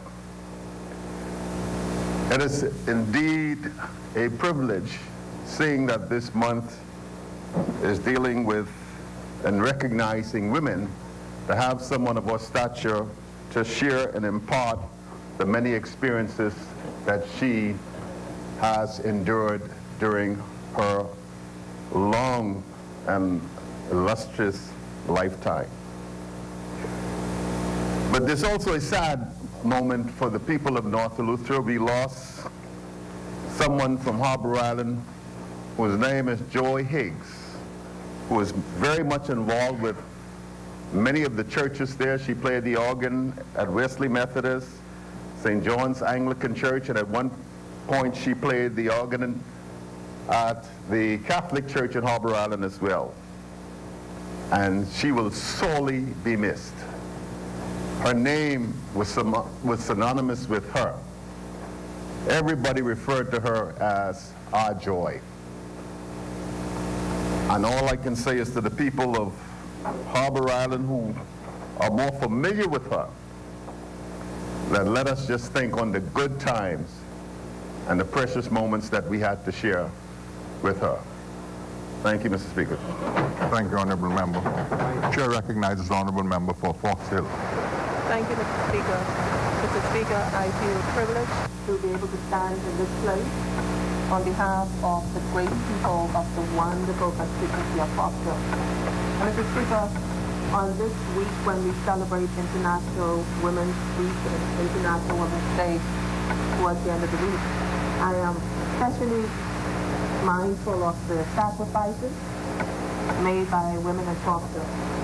And I know the UN has done a lot of work with women in rural areas. And we would have considered Fox Hill in years past to be what you would call a rural area. And these women did whatever was necessary to rise, to bring their children to a point where they could participate in whatever this country had to offer. I can think about my mother riding a bicycle from Fox Hill to Government High down the road there in Nassau Court. And because that's how important education was to my grandparents, that education was the way out. And this International Women's Day, the theme is balance for better. As women, we try to do everything, look after everybody, support everything. And this balance for better, I'm hoping that this year is the driving force to drive women from being simply supporters to also being leaders. You hear the saying so often, behind every great man, there is a good woman. And we're looking forward to the time when beside every great man, there is standing a great woman. The Virginia Slims advertisement of some years past used to say, "You've come a long way, baby." And so we asked ourselves, how long have we come since 1961? We talk often about the first speaker, the first elected person. I think at this time we should be talking about the 10th and the 12th, and along the way. We are lagging, but all is not lost. We've got 5 vibrant, smart, passionate, hardworking women in this House, and it is our intention to work towards that goal. I would urge women not to be comfortable in the present dispensation. We must always be uncomfortable to be in a minority. I think about Shawnee Miller, and she's married to a non-Bahamian. Should her child be born in a state outside of the Bahamas, of course that child would have at some point have to apply for Bahamian citizenship. I think we must look at this in a non-political way and find a way where equality becomes not just something we talk about on a day like today or a week like this week and say we believe it in our bellies, we believe it in our hearts. And with this administration, I am certain we will be moving further and further towards that goal. I thank you, Mr. Speaker. Thank you, Honourable Member. The Chair recognizes the Honourable Member for West, Grand Bahama, and Bimini. Thank you, Mr. Speaker. I rise on behalf of the blessed constituents of West, Grand Bahama, and Bimini, and I thank you for this opportunity. Mr. Speaker, history will show and name the names of persons who would have contributed to the various sectors of our country, the ceilings that they would have broken, and also their contributions to us as a nation, our development.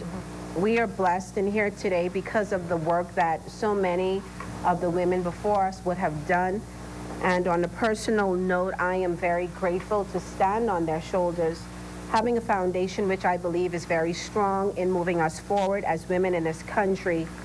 The names that we hear often called, the Janet Bostwicks, the Dame Ivy Dumonts, the Dame Joan Sawyers, and Dame Marguerite Pinling, and the list goes on for all that they would have done to our nation and its development.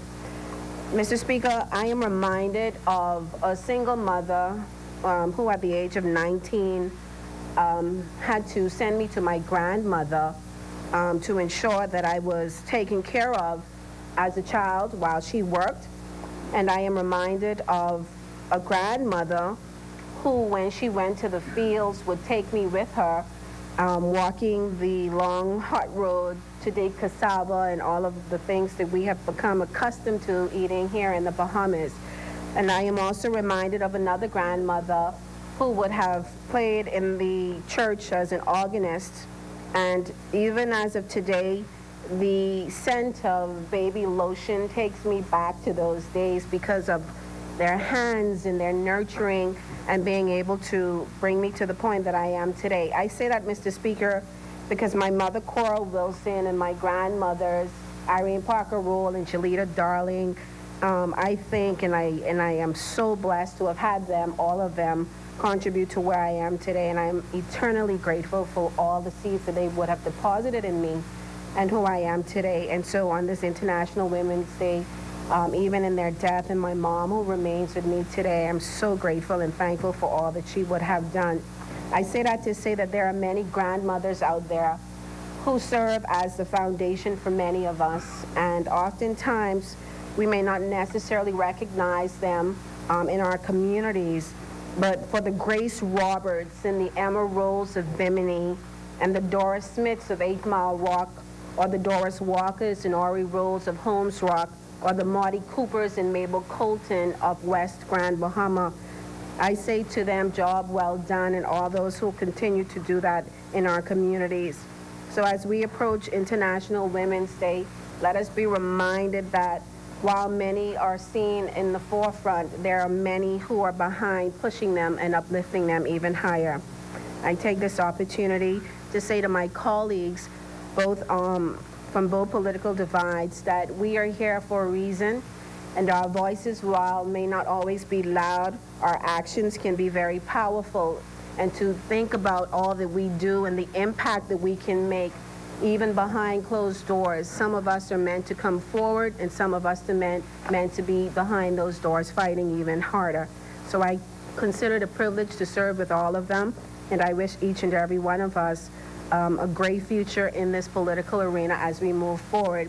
And I particularly call on all of the young women out there who are going to one day be where we are, to encourage them to never give up.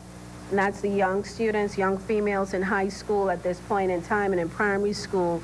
You can do whatever you put your mind to.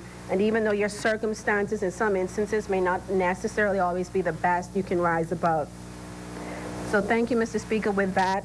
And also, before I take my seat, I wish to remind my constituents of West Grand Bahama and Bimini that the Ministry of Finance will be coming to our area as the government continues to promote its entrepreneurship programs with the Small Business Development Center seminar at the 8 Mile Rock High School Gymnasium on March 8th, which is Friday, I do believe, at 6:30. So all of you are interested in owning a business or growing a business, please come out and be participants of this. Thank you very much. Thank you.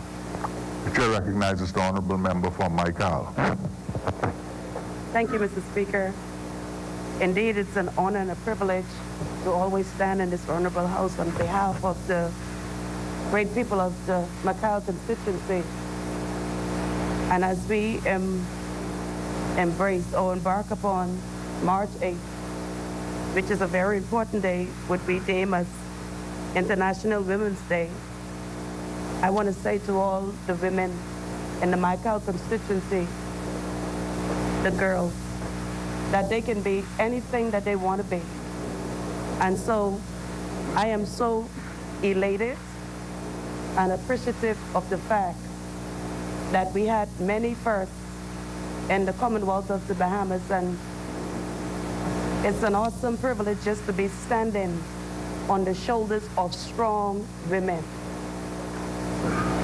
Mr. Speaker, you might be aware with the Genesis story, when God said to Adam, it's not good for Adam to be alone. And so God created Adam, a helpmate. And God said to Adam, whatever you call her, I will agree with you. So after God was through, he brought this fine, beautiful creature to Adam.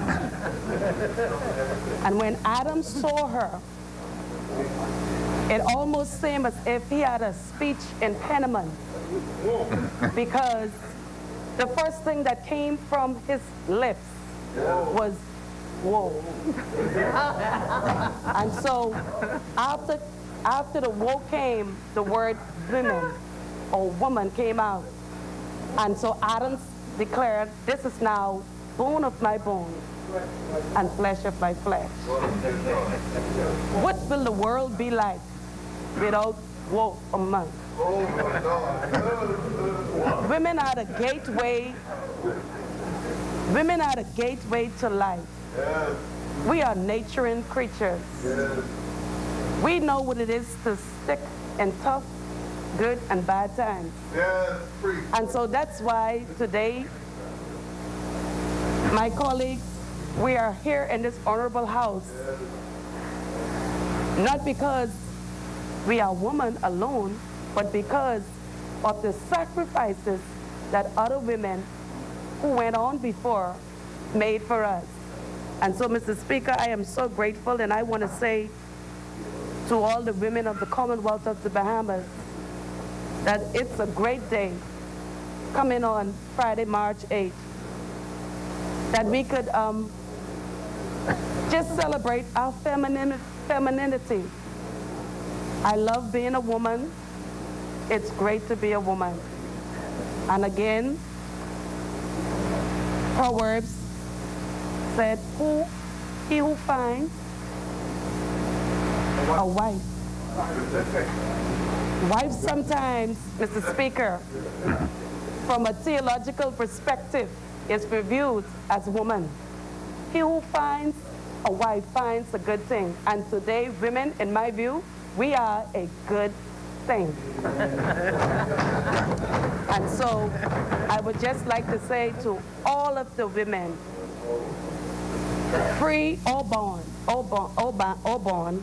that we have something to offer. And if our male counterpart would just give us the privilege and the opportunity to serve with you, we know how to submit, you know, and to help bring this country to where our forefathers visioned it to become.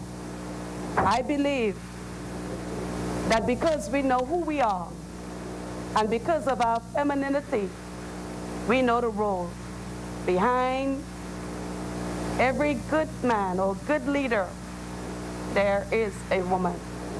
And so to this end, I want to say to the government, our government, a caring government, I believe their heart's in the right direction. But we are looking forward for balance and better. And so to this end, I rest. Thank you, Honorable Member for Michael. You know, I am from the Deep South too. And when you started speaking just now, I almost started to sweat. You know, because I recognize too the value and the valuable contribution of women.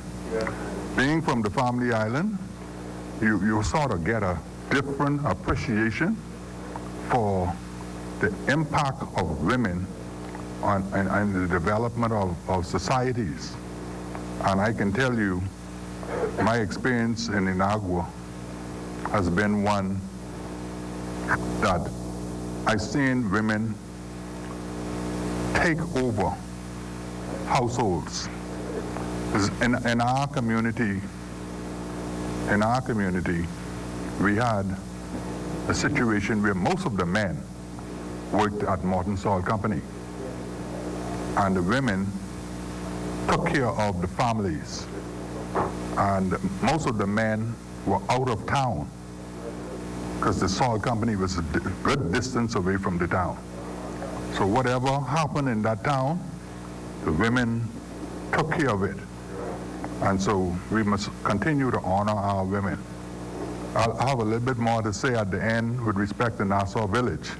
Well, I better say that now, because the women in Nassau Village, they know I love them, and I know they love me.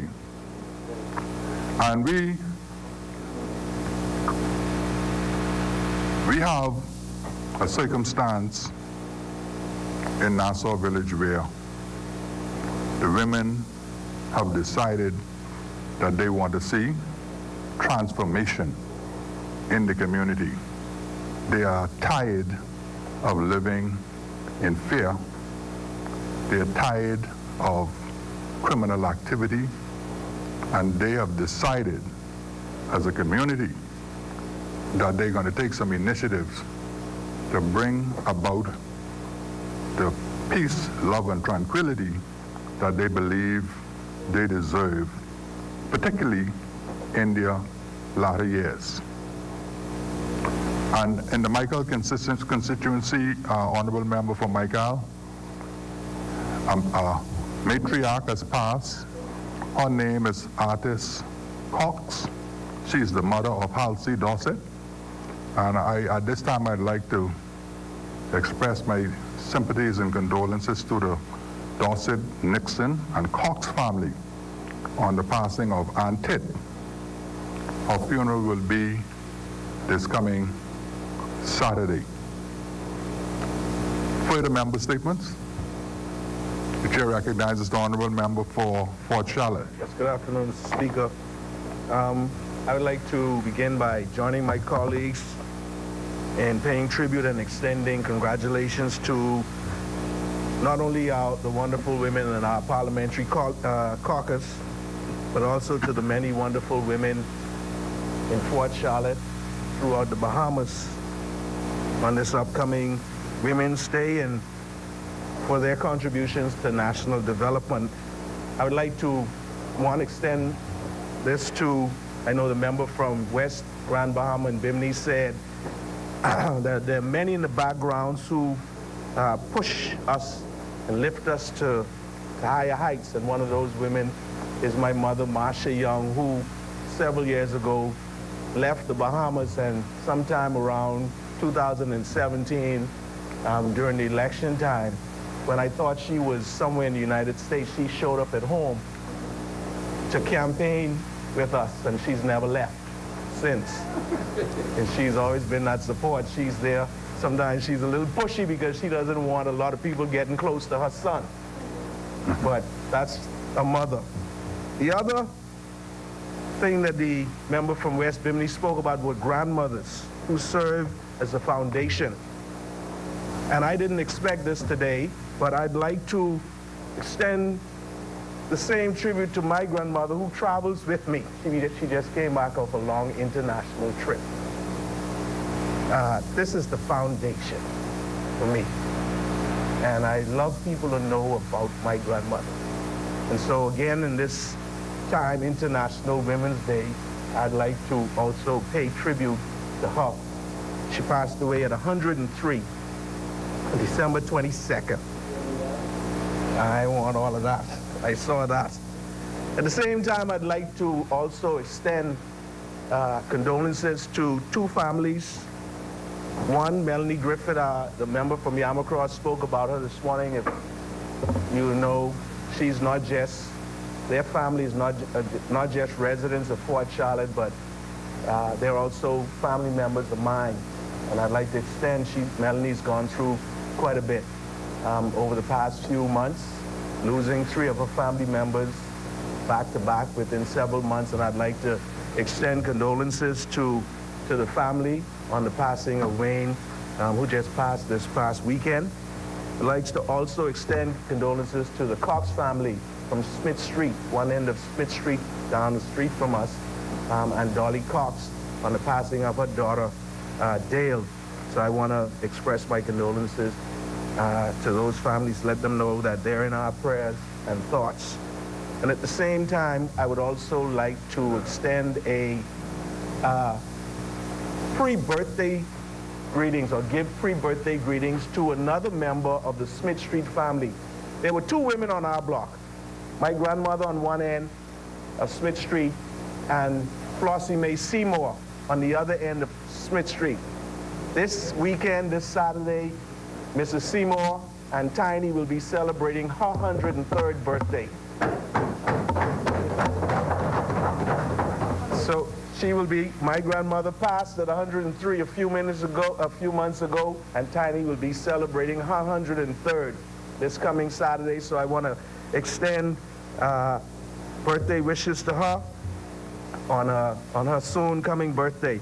And Mr. Speaker, before I close, I just would like to extend I would like to invite all the teens of Fort Charlotte to the center on Boyd Road this coming Saturday. This is our teen night. Again, we would be having games, karaoke, music, and eats. And in the gallery today is my cousin, my good cousin, Philip Romel Fadamage Humes. And he's the activities man in Fort Charlotte. And he's been doing a tremendous job, not since I've come into Parliament, but even before I came into Parliament, he's done a tremendous job with the young folks, the young kids, the basketball players, and all of that in Fort Charlotte. He continues to do a great job. He just organized a family movie night on the park last week, Friday. We had a tremendous amount of kids come out. He treated them. And I'd like to, again, pay tribute to him. He's hardly here, but he's here today. And I want to recognize him for all that he does for the constituency of Fort Charlotte, not just now because I'm a member of Parliament, but prior to. And I just, again, I'm very proud of him and what he is growing up to be. You know, it makes me proud to see him become the type of man that he is today. So I'd like to pay tribute to him, and then he'll be there on Saturday night. So all of you can come out and, you know, hang out with Father Mage at the center on Friday night for teen night. Thank you, Mr. Speaker. Thank you, Honorable Member. The Chair recognizes the Honorable Member for Carmichael. Thank you, Mr. Speaker. I know the time has passed, but I'd like to take advantage of this opportunity. First, Mr. Speaker, I wish to offer condolences to Nurse Shirlene Roll, her family in Bel Air, on the passing of her grandson, Jamal. I want to offer that family all the prayers and support that we can. Secondly, Mr. Speaker, someone who's not in Carmichael, but someone who we all know, my good friend, I want to offer condolences to my friend, Mr. Kendall Funky Demerit, who lost his brother, Bradley Poe Demerit, someone who we all knew, and any of us who follow tennis would know of Bradley's exploits on the tennis court. To offer our prayers to Funky, Emily, Mia, the whole family. Speaker, we are celebrating International Women's Day. And as a result, you've given us some latitude in member statements today. Thank you for that.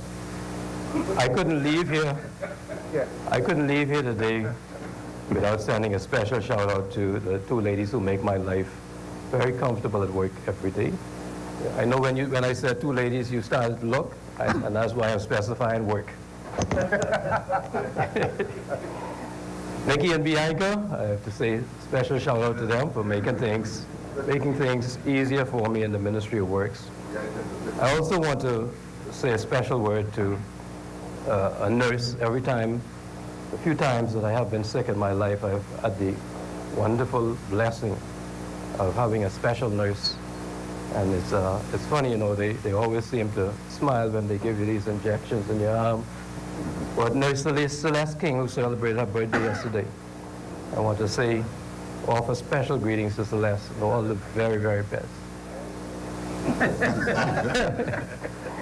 Not like that. She's just a very, very, very, very, very special nurse. And Celeste has been a blessing to me when I've had to visit the doctor. Finally, Mr. Speaker, to not just one of the strongest women, but one of the strongest people that I know, my mother. Last time I spoke here, I spoke about her being discharged from hospital. And I'm speaking again today, and incidentally today she is being discharged from hospital again because she had to be readmitted. That takes a toll. But when you see someone who has the strength that my mother has, when you see someone who understands just what it is to live, to grow up in the family islands, to transition and to make the changes that she has made, to be a mother for any number of 6 young people, 3 boys, 3 girls, who have all tried to acquit themselves as good citizens, then that is a special person, and I want to pay tribute to her. She always says something to me that I'll never forget, every time I see her. And so I want to send a word out. These are my mother's words. No weapon formed against us will ever prosper. None. And so as she comes home today, I want to welcome her home and say thank you to all of the nurses who've been looking after her. Thank you, sir. Thank you, Honourable Member. Further member statement. The chair recognizes the Honourable Member for Yamacraw. Extremely brief, Mr. Speaker. And thank you very much. I want to thank Caroline Rumkin and Salvador for indulging. Mr. Speaker, there's a group of young persons from the Elizabeth Estates Children's Home who are very near and dear to me. As a matter of fact, when we have programs in Yamacraw, they would come out and they would really bring life to the environment. And on this Saturday, Mr. Speaker, between 3 p.m. and 7 p.m., the Roots Jonkano Group and the Genesis War Hawks will be in the constituency of Yamacraw at the Elizabeth Estates Children's Home. It's actually in Yamacraw constituency, and I know that my colleague will be out. But they will be teaching the children how to create costumes, teaching them Jonkano skills. They will have a dinner, there will be a show, and there will be a rush out. So between the hours of 3 p.m. and 7 p.m., I intend to be there. I'm going to communicate with my colleagues so that we can be there to celebrate with the young persons. And last but least, Mr. Speaker, earlier today I gave my regards to the women of the Bahamas, and indeed the world. The old school dance that's going to be happening, sponsored by the Yamacraw Community Association, F&M Community Association, will be held this Saturday from 7 until, and I want to thank all of the members of Parliament and everybody who's purchased the tickets, and I'm proud to say that ticket sales have been very good. So I'm going to encourage you all to come out and celebrate with us. Thank you very much. Thank you. Had a good day today. Chair recognizes the Honourable Member for Cat Island, Rumkey, and San Salvador. Thank you, Mr. Speaker. First of all, Mr. Speaker, I wish to extend my condolences as well to Bradley Demerick, who I found out yesterday had the occasion to speak to his brother, passed on, and the member for Jamaica did speak to him, and I just want to lend my voice to his passing and condolences to the family. Also, I'm very proud to hear the commentary on the expressions of salutation in respect to Women's Day, International Women's Day. There's another condolence I thought about at the school. Monica, who's a distant relative from great-grandfather's husband, Monica, passed away at the age of just about over 100 as well. And so he's known to me, and I do extend condolences to his family as well. And on this International Women's Day, Mr. Speaker, I think we all have to accept and appreciate that the bias, that the gender bias still exists in this country, although there's a veil that somehow keeps it from sight because of the verbiage that we very often engage in when we speak about these things of discrimination against women and addressing women issues. Because we point to the fact that women have in fact made some advances in industry and in various public offices. But at the end of the day, you know, it continues to bubble. Very often it surfaces. And it is still there. And it really requires what I call a recalibration of our men's mindset. For example, we just have to I know each and every one of us as public officials or public persons in public life could speak of the challenges with deadbeat dads in our country. Many single mothers struggling because fathers refuse to look after the obligation. And sometimes it's done as a, to have something over the women. And so I think much yet has to be done in this affair. And I do lend my voice to those who would move to get us from this stagnant state, to ensure that gender bias is actually removed and not just perceived to be removed from our society. I say that because, Mr. Speaker,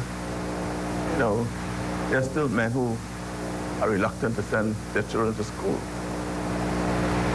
Then they graduate from high school, women, the daughters, they still have some reluctance to want them to go. I see it and I hear it in my daily journey. And so, I take my hat off to my daughters who met discrimination in some form and fashion during their journey to where they are today. My daughter is the chair of the anesthesia department in a major hospital in Washington. Daughter who's a lawyer out of Miami. Daughter who's here working chartered accountant. We should celebrate the fact that women could speak and do these things. And we have to encourage men and our women in particular to celebrate and hold up these women amongst us to be the model for what could happen if you have the support, the encouragement, and the push to be whatever you'd want to be in our country. And so, Mr. Speaker, I lend my voice to that. In respect now to specific member statements, Speaker, the quincentennial, the approach of the quincentennial of Columbus landing did something for the island of San Salvador. It woke it up. Through the efforts of the then Member of Parliament, Philip Smith, a winter resident who was then there, Dr. Robert Savio, and they were able to persuade clubmen to develop a property there. And they then, Mr. Speaker, were able to engage all of the efforts that started from 1926, when the name was changed from Washington to San Salvador at the instance of the Catholic priest, Reverend Chrysostom, a Catholic Reverend, was a Shriner. Father Shriner was his last name. But today he's better known as Father Chrysostom. You'll know his name. And it's, you know, what is little known is that as a result of that, a hotel was built on the north coast of by Sahari Oaks in San Salvador back then. But I raise that to say that as part of that exercise, a number of artifacts that were discovered over the years, particularly at the landing site, the Awak, at the Indian site, where they found a lot of artifacts that was linked to Christopher Columbus in his annuals that he wrote about what was exchanged with the Indians before they were taken away in slavery to another island. But a lot of those things were found and they were being housed in Europe, but they were all repatriated after, during that same effort, the oldest building on the island that was built that served as the jail was renovated. Now that was built sometime in the second quarter of the 19th century and was used as the commissioner's office, the jailhouse, and it fell into disuse, was abandoned, and as part of the exercise of the quincentennial, it was renovated and was restored. Became an attraction. I raised that because a copy of a petition was sent to me that was generated by Dr. Savio, who is still alive and still visits San Salvador, because when he was there last, he saw the state that this building has fallen into. I've tried in my own effort to try to have it redone. The Antiquities and Monuments Museums Corporation has taken it over. And Prime Minister, the petition was said to have been sent to you, and they said you didn't even acknowledge it. Prime Minister? They said they sent a petition to you, your office. They sent a petition to your office concerning, was sent from San Salvador. A petition was sent to you, signed by about 500 persons. You haven't seen it yet? Okay. Now, perhaps you could look, but a copy was sent to me by email several months ago, and they've asked me to raise it to you and ask you to pay some attention, because it is a historical building that we think if we could restore it to preserve it as a reminder of our history. In San Salvador, yeah. It's the oldest building, man. Well, you always go down here. You always go, man. You're welcome, you know. I told you, tell the fellow you won't come and that's all the people he could beat you with. And that's what you tell him. You say, you met 12 people, you say, but I ain't come back here no more. You have to be able to bring more people than this to beat me. No, but they have to put you.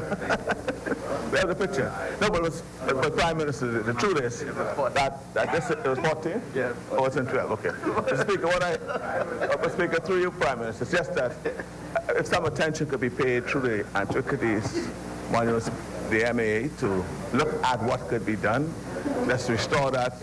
So there are a number of artifacts that ought to be housed there, and it is an attraction too for the tourists. I mean, the island is small. There's not many attractions. That could be another to be added to the assets of the island. The other point, Mr. Speaker, through you to the Prime Minister, we spoke about a dredging permit. I didn't want to raise it here again. It has not been received. Yes, I tried. I talked to him. I spoke to him. I spoke to him. I have to see because yes, they never because the representative went to you.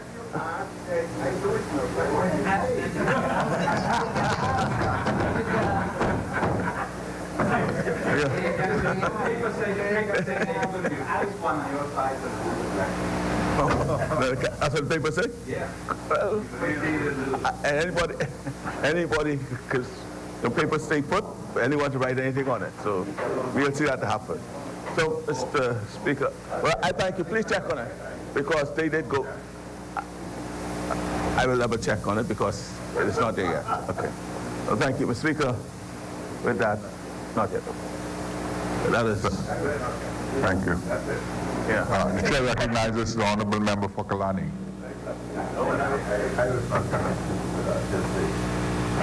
A few words. I want to send condolences out to Melanie Griffin, who has been a member of Parliament. We were in Parliament together, and I thought Melanie was an excellent representative while she was here, and I got to admire and like her, both her and her mother. But I don't want her husband to misinterpret that. It's a different type of liking. But Mr. Speaker, I especially want to recognize the women of the world. Mr. Speaker, it is true that women are being discriminated upon, and I think all governments, including ourselves, will do all within our power to ensure that this discrimination is removed.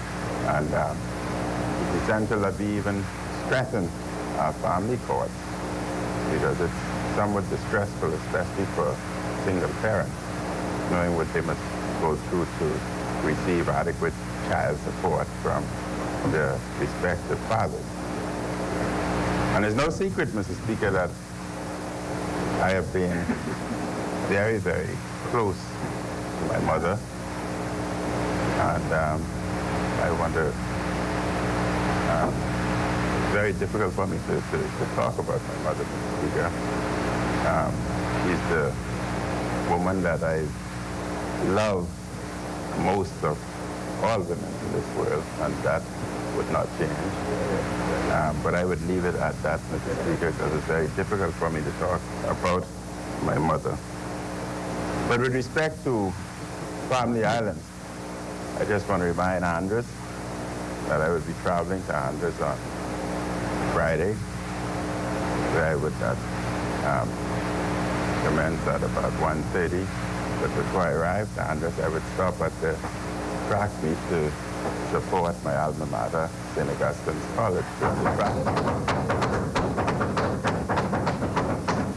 So I would spend at least 2 hours at the track meet, after which I would have a town meeting in South Andres, from South Andres to Mangrove Key to Central, and then the North. Mr. Speaker, I think what I'm trying to, Mr. Speaker, is have the Family Island appreciate that we are one family. And many individuals may not necessarily, we spoke about mid-year budget, I've traveled, etc. And I use this as an opportunity to report to the Family Island so that they would know what are the plans in the future for them and for the Bahamas. They must understand and appreciate what the mid-year budget is all about, and what were my accomplishments, etc., while traveling to organizations like CARE and representing them. It's essential for the Family Islands to be a part of this Bahamas, because they cannot be left out in isolation. I want to remind the member from Exuma that I would be traveling there soon, inclusive of no, I don't want him joining. I don't want him joining. I want you to join me because I support you. I want you to stay. I want you to stay. Because you know, it's going to look somewhat strange, 38-1. It's going to look strange. But, so yes, after Andres, on Saturday I'll be traveling to South Eleuthera with the same agenda. The following week, I believe it's Long Island and probably Bimini and Exuma. But Mr. Speaker, it's the intent over the next 2 weeks to travel to all the various Family Islands, informing them of the government's plan for the future, which they're for them, and explaining the mid-year budget and what has taken place in Parliament, so that each and every Family Island is quite voice of what's happening. But I want to conclude again by sending out congratulations and appreciation for all women of the world. As a obstetrician gynecologist, I would know very well, better than most other than the women themselves, what they would have gone through in bringing us forth into this world. And it's essential that we appreciate them for what they have, the pain and suffering that they've encountered in bringing us forth. And they are responsible for this beautiful world today. Because after all, Mr. Speaker, they are responsible for you, they are responsible for me. So in essence, what we do, they are responsible for. They are the foundation of our success. Thank you very much.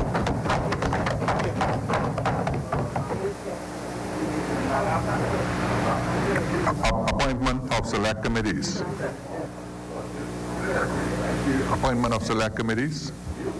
Oh, the chair recognizes the honourable member for Bamboo Down.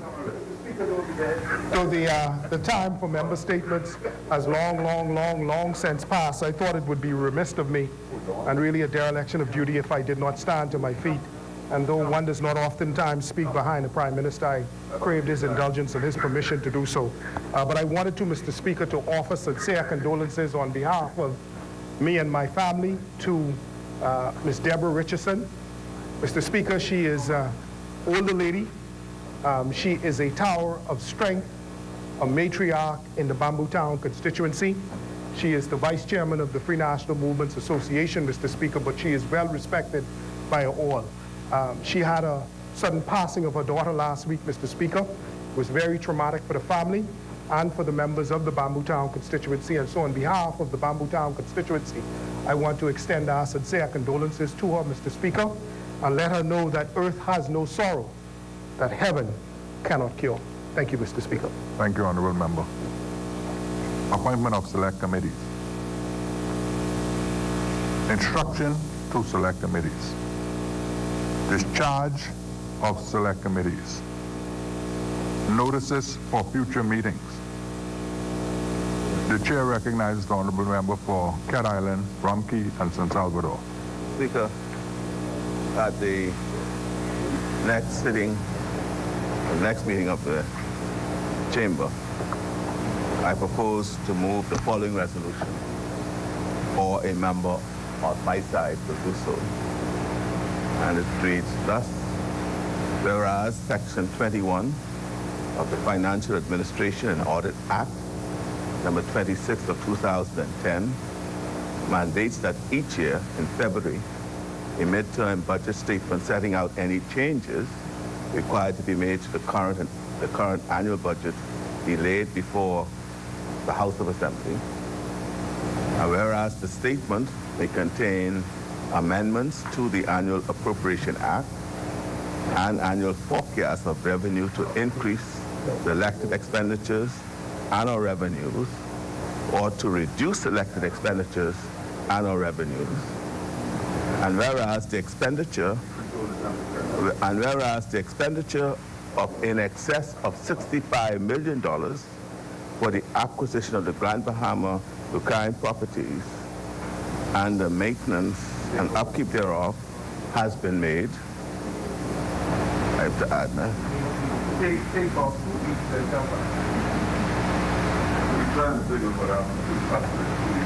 And whereas the loss of forecasted revenues as a consequence of rolling back the taxes exacted on high-end properties like Rightford Key and gaming taxes, and I add refund of VAT to various companies in Grand Bahama,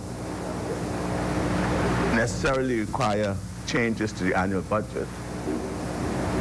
And whereas on the 27th of February 2019, the Minister of Finance in a communication sought to comply with the provisions of the Financial Administration and Audit Act, be it resolved that this House rejects the statement of the Minister because it does not fully comply with the provisions of that Act. Honourable Member. Honourable Member. Yes? You said you want to move that resolution. I give a notice. You're giving notice, right. So next week. I didn't hear any purpose in the resolution. What do you intend to happen as a consequence of tabling that resolution?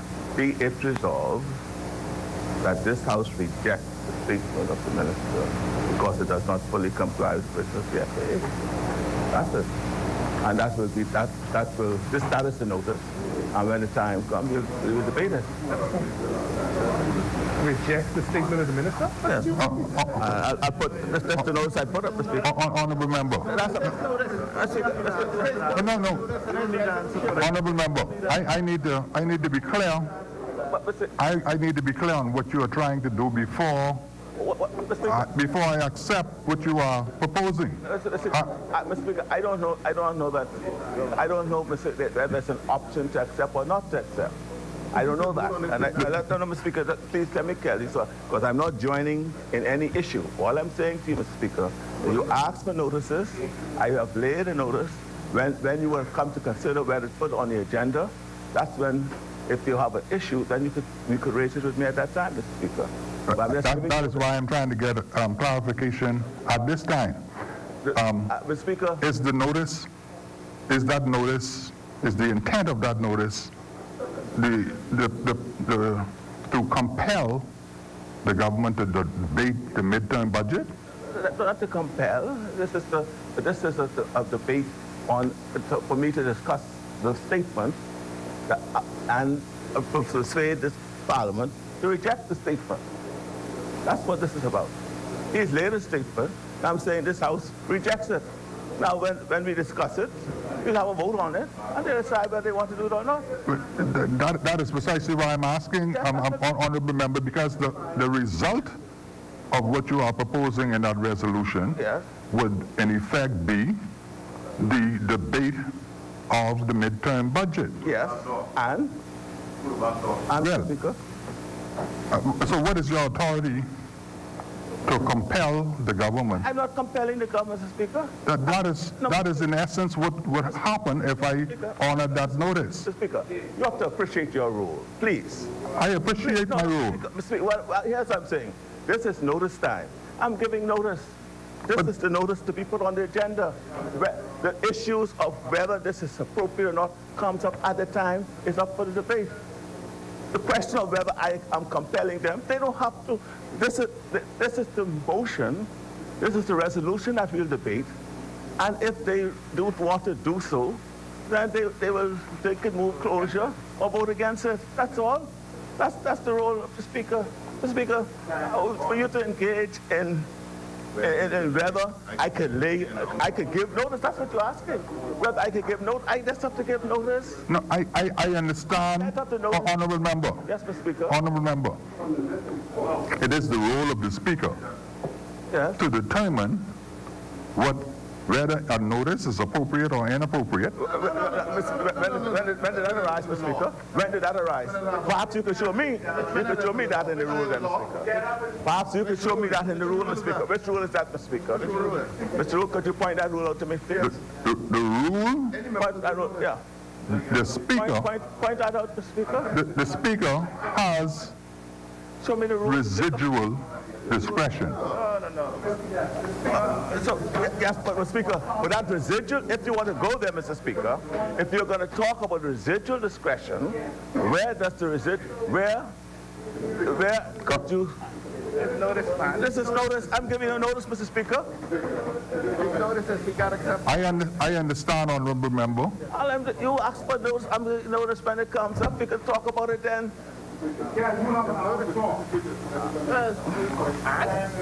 And democracy is about. Mr. Speaker, the chair recognizes the honorable member for East Grand Bahama. Mr. Speaker, I have no issue with the resolution and whatever you decide in respect to that. But there's a fundamental problem with that resolution that, in my view, ought to cause the chair to reject it. And that is a very simple statement that the Minister of Finance did not comply with the Financial Administration in Order Act. That is, no, that is nonsense. It is absolute untruth, and it is ridiculous. No, it is wrong. And you cannot, it is, Mr. Speaker, it is an abuse of this House, and it ought not to be honorable members. It is ridiculous. And they know that, Mr. Speaker. Get up.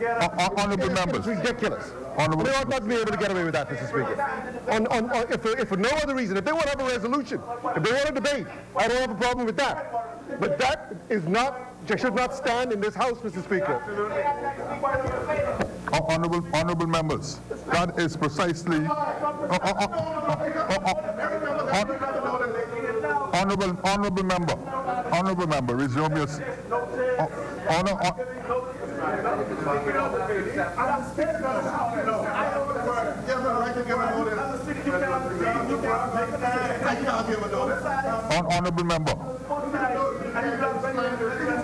honorable member, resume your seat.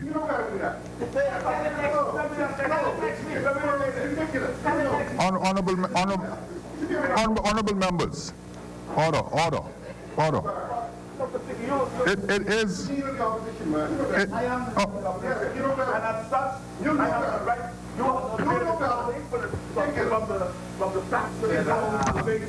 Honorable members.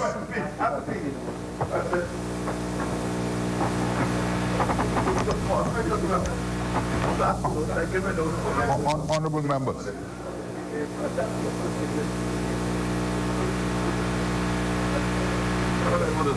It is the role of the Speaker. It is the role of the Speaker to determine whether any action being taken in the Parliament is appropriate. And I have with me the Act. I have with me the Act. Honorable member, resume your seat. I can do what I can stand and speak or sit and speak. I stood and speak at the third reading of the bill. Now, I have the Constitution in my possession, and I have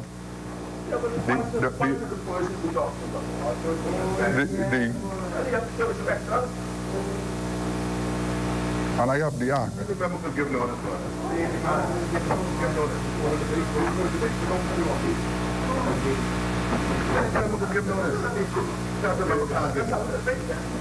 In honorable members, in an environment where it is judicial or quasi-judicial, the role of the presiding officer or judge is to determine whether any application being brought is frivolous, scandalous, vexatious or an abuse of the process. That is my role. But you have both sides of it. You hear both sides. You have to hear both sides. You got both sides. Honorable member, resume your seat. I'm not going to know this. Not when I make the application. Resume your seat. Receive the application, then you hear. The law that you are referring to, you referred to Section 21 of the Financial Administration and Audit Act. That section says the government shall lay before the House of Assembly each year in February a mid-term budget statement setting out any changes required to be made to the current annual budget. No, I'm not debating you. What I'm saying to you is what the law says. The law says that the minister is required to lay before the House. That's what the law says. And the Minister of Finance laid the document. Your resolution is saying that you reject the laying of the document. Open it and transparency here. Open it and transparency. And going around talking nonsense. We're trying to muzzle the people about speaking in the parliament. And they're about openness and transparency. I'm trying to muzzle people. Come on, man. Come on. They're under the I'm talking nonsense. I'm talking nonsense. I borrow your analogy. I borrow your analogy as a judicial person. You said after any judge, legislative guy or otherwise, they have the right to determine whether a matter is frivolous, sensational, or whether it conforms to the law. I accept that. I accept that. But the judge do not arrive at those conclusions on the basis of it. They have to the application to be filed with the court. I'm saying I spent notice I filed my notice with you. And once it's filed, then we discuss anything that can be filed. Right? At the end of the day. And in fact, what will happen is that when I stand to speak on it, they can object to it. And they just like at the time. You think I have an hour? I have the appropriate time. You need to be persuaded about these things. Once it's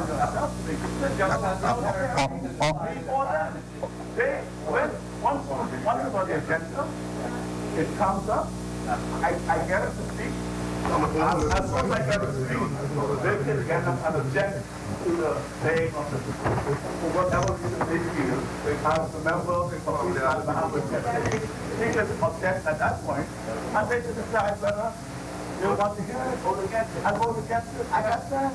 Without speaking on the preliminary point, as you would do if you're in court. You go in court, you have to pay for it. You said I have a preliminary point to make money.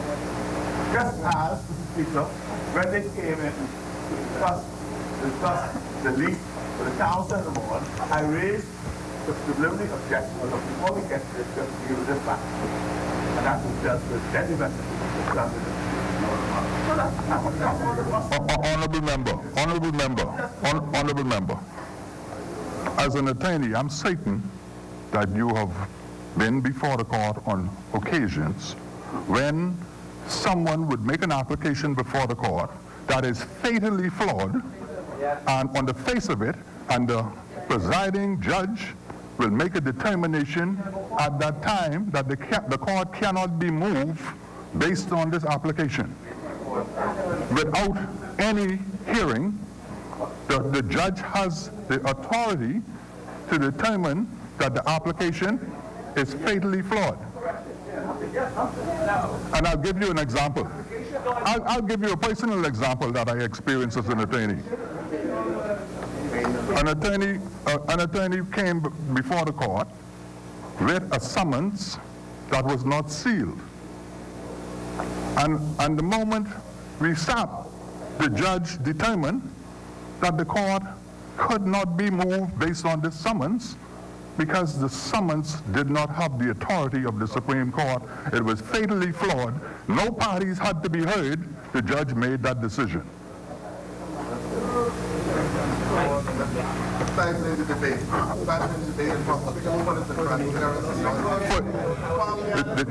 The chair recognizes the honorable member for Carmichael. Nobody said that.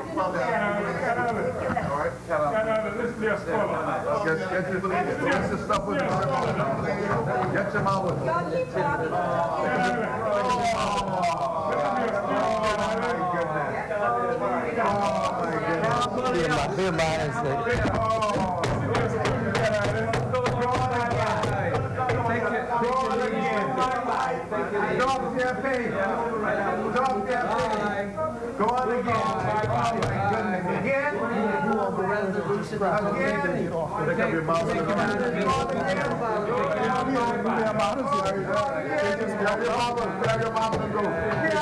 So people always come back and take a request. They can't take the heat in the kitchen. Speaker. Wait for the next one. Speaker, on behalf of this side, I believe that having regard to all that's going on, it's important for us to say something in this. You are quite right, sir, when you asked the member for Cat Island, what is he asking Parliament to do? And what he says is, be it resolved that this House rejects the statement of the Minister because it does not fully comply with the provisions of the FAA. That is highly irregular, and it's flawed.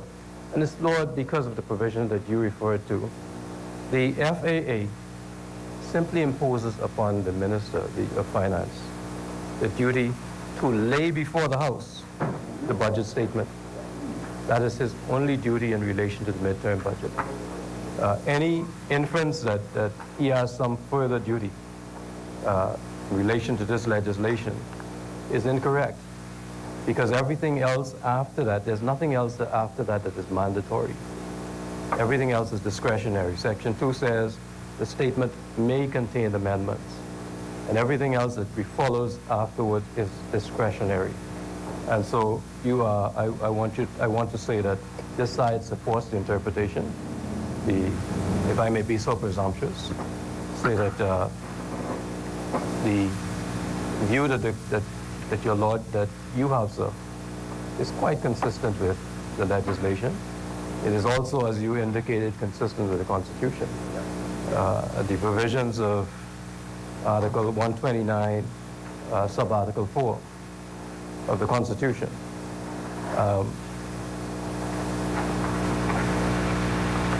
And so, Mr. Speaker, as I've looked in Mays, and as you would know, Mays indicates quite clearly that where a notice is irregular, and that is an irregular notice. Where a notice is irregular, the House essentially has a duty to reject it. And so we would ask, sir, that you reject this irregular notice, which is asking you to do something that would be against the statute, against the legislation, and would fly in the face of the law. And sir, you, I know, are not going to break the law. Thank you, Mr. Speaker. Thank you. Thank you. Thank you, Honorable Member. That was precisely my inquiry. The inquiry that I was making was simply based on the fact that the member in his resolution was asking the chair, or asking the House, to reject the minister's communication, when in fact the law demands that the communication be laid.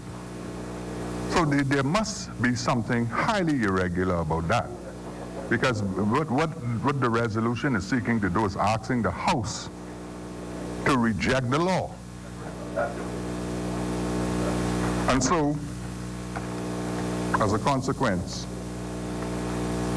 the ruling of the chair is that the notice is highly irregular and is dismissed, ordered dismissed, as being frivolous, scandalous, vexatious, and an abuse of the parliamentary process.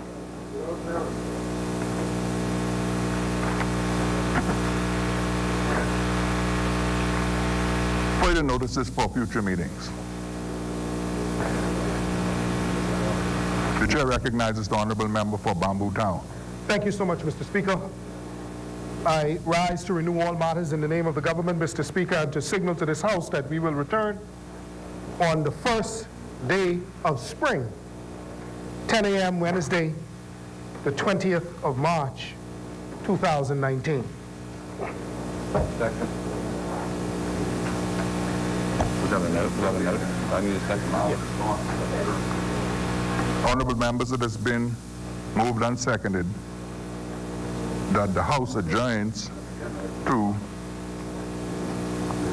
10 a.m. Wednesday, the 20th of March, 2019. As many as in favor will remain seated. Those who oppose will stand. Final adjournment. Mr. Speaker, I do now move that the House adjourns. Second. It has been moved and seconded that the House adjourns to the 20th of March, 10 a.m., 2019. As many as in favor will remain seated. Those who oppose will stand.